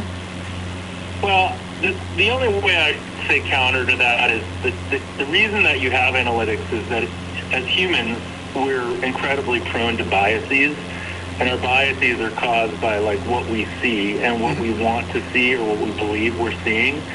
So the problem with generally manager decisions is that ultimately if you're making a very subjective decision, on feel without data behind it, you're going to be prone to biases. And there are many biases that we have, whether it's something like confirmation bias, which is something like where we want to believe something that, that confirms a belief we've had going in. If, let's say you're oh, this pitcher is great, we know he can go into the 8th inning, you're always going to be thinking oh, he's going to go into the 8th inning, and you're not going to be looking at the data, right? Because ultimately, the only way over a long amount of time, and again, maybe Wilbon and I can have a debate about this, but the only way to make great decisions over a long course of time is to do it based on data, because otherwise, again, as humans, we just can't divorce ourselves from our emotions. We can't divorce ourselves from being, prone or biased to something we believe or want to happen or something we've recently seen happen. So I would disagree with you on that. That's a fair point. Yeah, you make a fair point. You do. Yeah, you do. So that's the gist of it. I should say that to Wilbon right after I use the word "shut up" already with this. Okay. And for all of that, you were 2-3 last week. You never lose. You lost last week. You're 42-29-1. I told you not to bet the Jets. I told you don't bet the Jets, right? Yeah, I mean, they still, even though they got blown out, were, who knows? I'm not going to argue with you. Don't bet the Jets. Let's just leave it at that. Okay. All right, what do you got for us? I'm going to take the Patriots plus the 1 over the Bills. The Patriots are probably the most disrespected, 11-2 team in the league. Yes. And it's because they played such a soft schedule. But, this is an area where I think they can beat Buffalo. They're coming off of a bye. They've certainly been ready for this. Buffalo's coming off of a pretty difficult game against Cincinnati that required a lot out of them and Josh Allen. So, yes. At home, getting a point, just got to go with it. I'm going to give you 1.5. That's what we've got. Oh, wow. 1.5. So that helps you. We'll give it 1.5. All right? If I call Cardinal, will he give me more? We'll give you 10. Yes, probably 8. Give you 10. Okay. What else? I'm going to take the Bengals plus the 2.5 over Baltimore. Last week, one of the things I stumbled on was the belief in this Baltimore team. And the problem with this is that, all the data now shows that Lamar Jackson is not healthy. No, he's not. I think we can't underplay how important he is to this team and how important he is when he's healthy. A lot of these ratings on Baltimore are based on him being healthy, and it doesn't seem like he is. He's not the Lamar Jackson that we have seen for the last X amount of years. He's clearly not. Now, are you troubled at all by Joe Burrow coming out today and basically talking about his own unhappiness?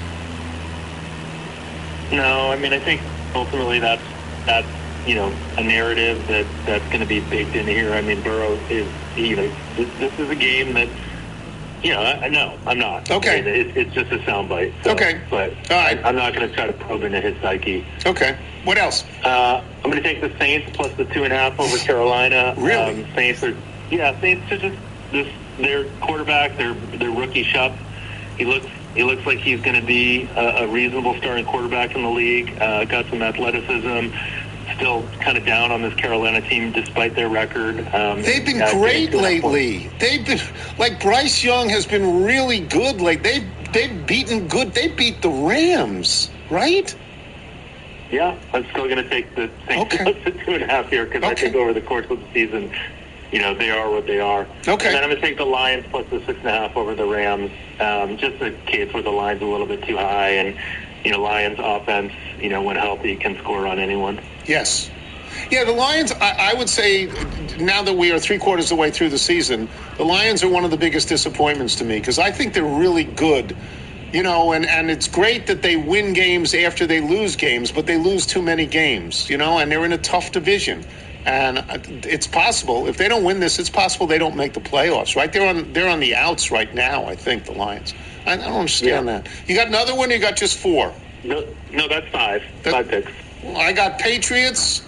I've got Bengals. I've got New Orleans. I've got Detroit. Yeah, sorry. Broncos plus the 2 over Green Bay. Really? Denver plus 2 over Green Bay. We'll actually give that 2 I feel like plus 2.5. Give you a half. Okay, sounds good. I feel like my son right now because I just watched my 8-year-old son go out in the spelling bee, and he claims that he had the word correctly written on his sheet. He just reread it back incorrectly. So that's what I just did. I just missed that. You missed that. So, but you're taking the 2 most surprising teams in the AFC right now are the Patriots and Denver. They have the most wins in the AFC. You're taking both of those against, high-class competition, right? I just want to make sure. Okay. Well, they're both like home underdogs. Yes. And they are what they are this year, which has both been pretty good. So I'm going to take my chances with that. Okie dokie. Who's on Bet the Process this week? We have a guy by the name of John Reeder who does a podcast called the Risk of Ruin podcast, which is one of the best podcasts talking about people that are what we call advantage players. So people that try to do all these things to tilt the odds in their favor, like professional card counters, etc. Yeah. It's a very interesting episode. Okay. What am I being handed? Okay, here we go. This week's picks with James Carville and Jeff Ma have been brought to you by FanDuel Sportsbook. Make every moment more. I got to be able to do that because that's how we make money. Thank you, Jeff. Thanks, Tony. Okay, and we will come back with email and jingle, and I am Tony Kornheiser. This is the Tony Kornheiser Show.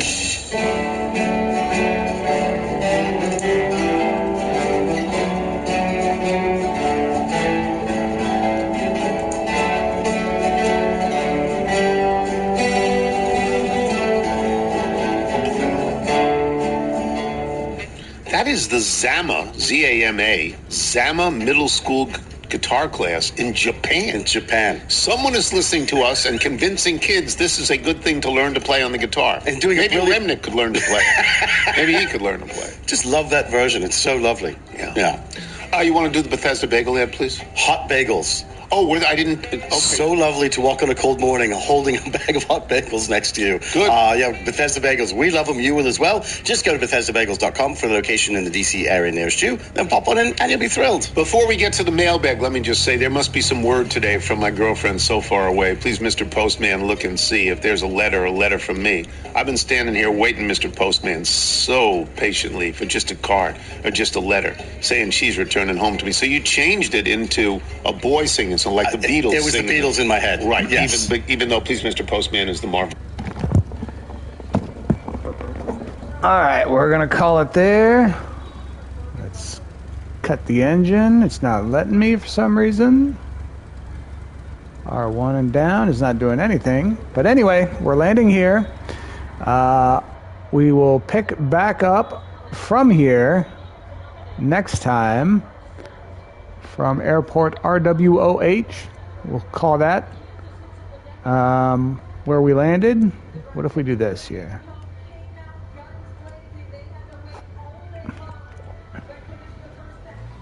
Oh. I'm about to run somebody over. All right, well, we're going to say we landed correctly, but we're calling it here. Until next time, hit a tree. Until next time, our co-pilot's very disappointed in us, but until next time, we'll be back with episode 3, taking off from whatever airport this was in Cuba, and flying along the southern coast of Cuba and then on to some other Caribbean islands down the road. But until next time, signing out from this tree in Cuba.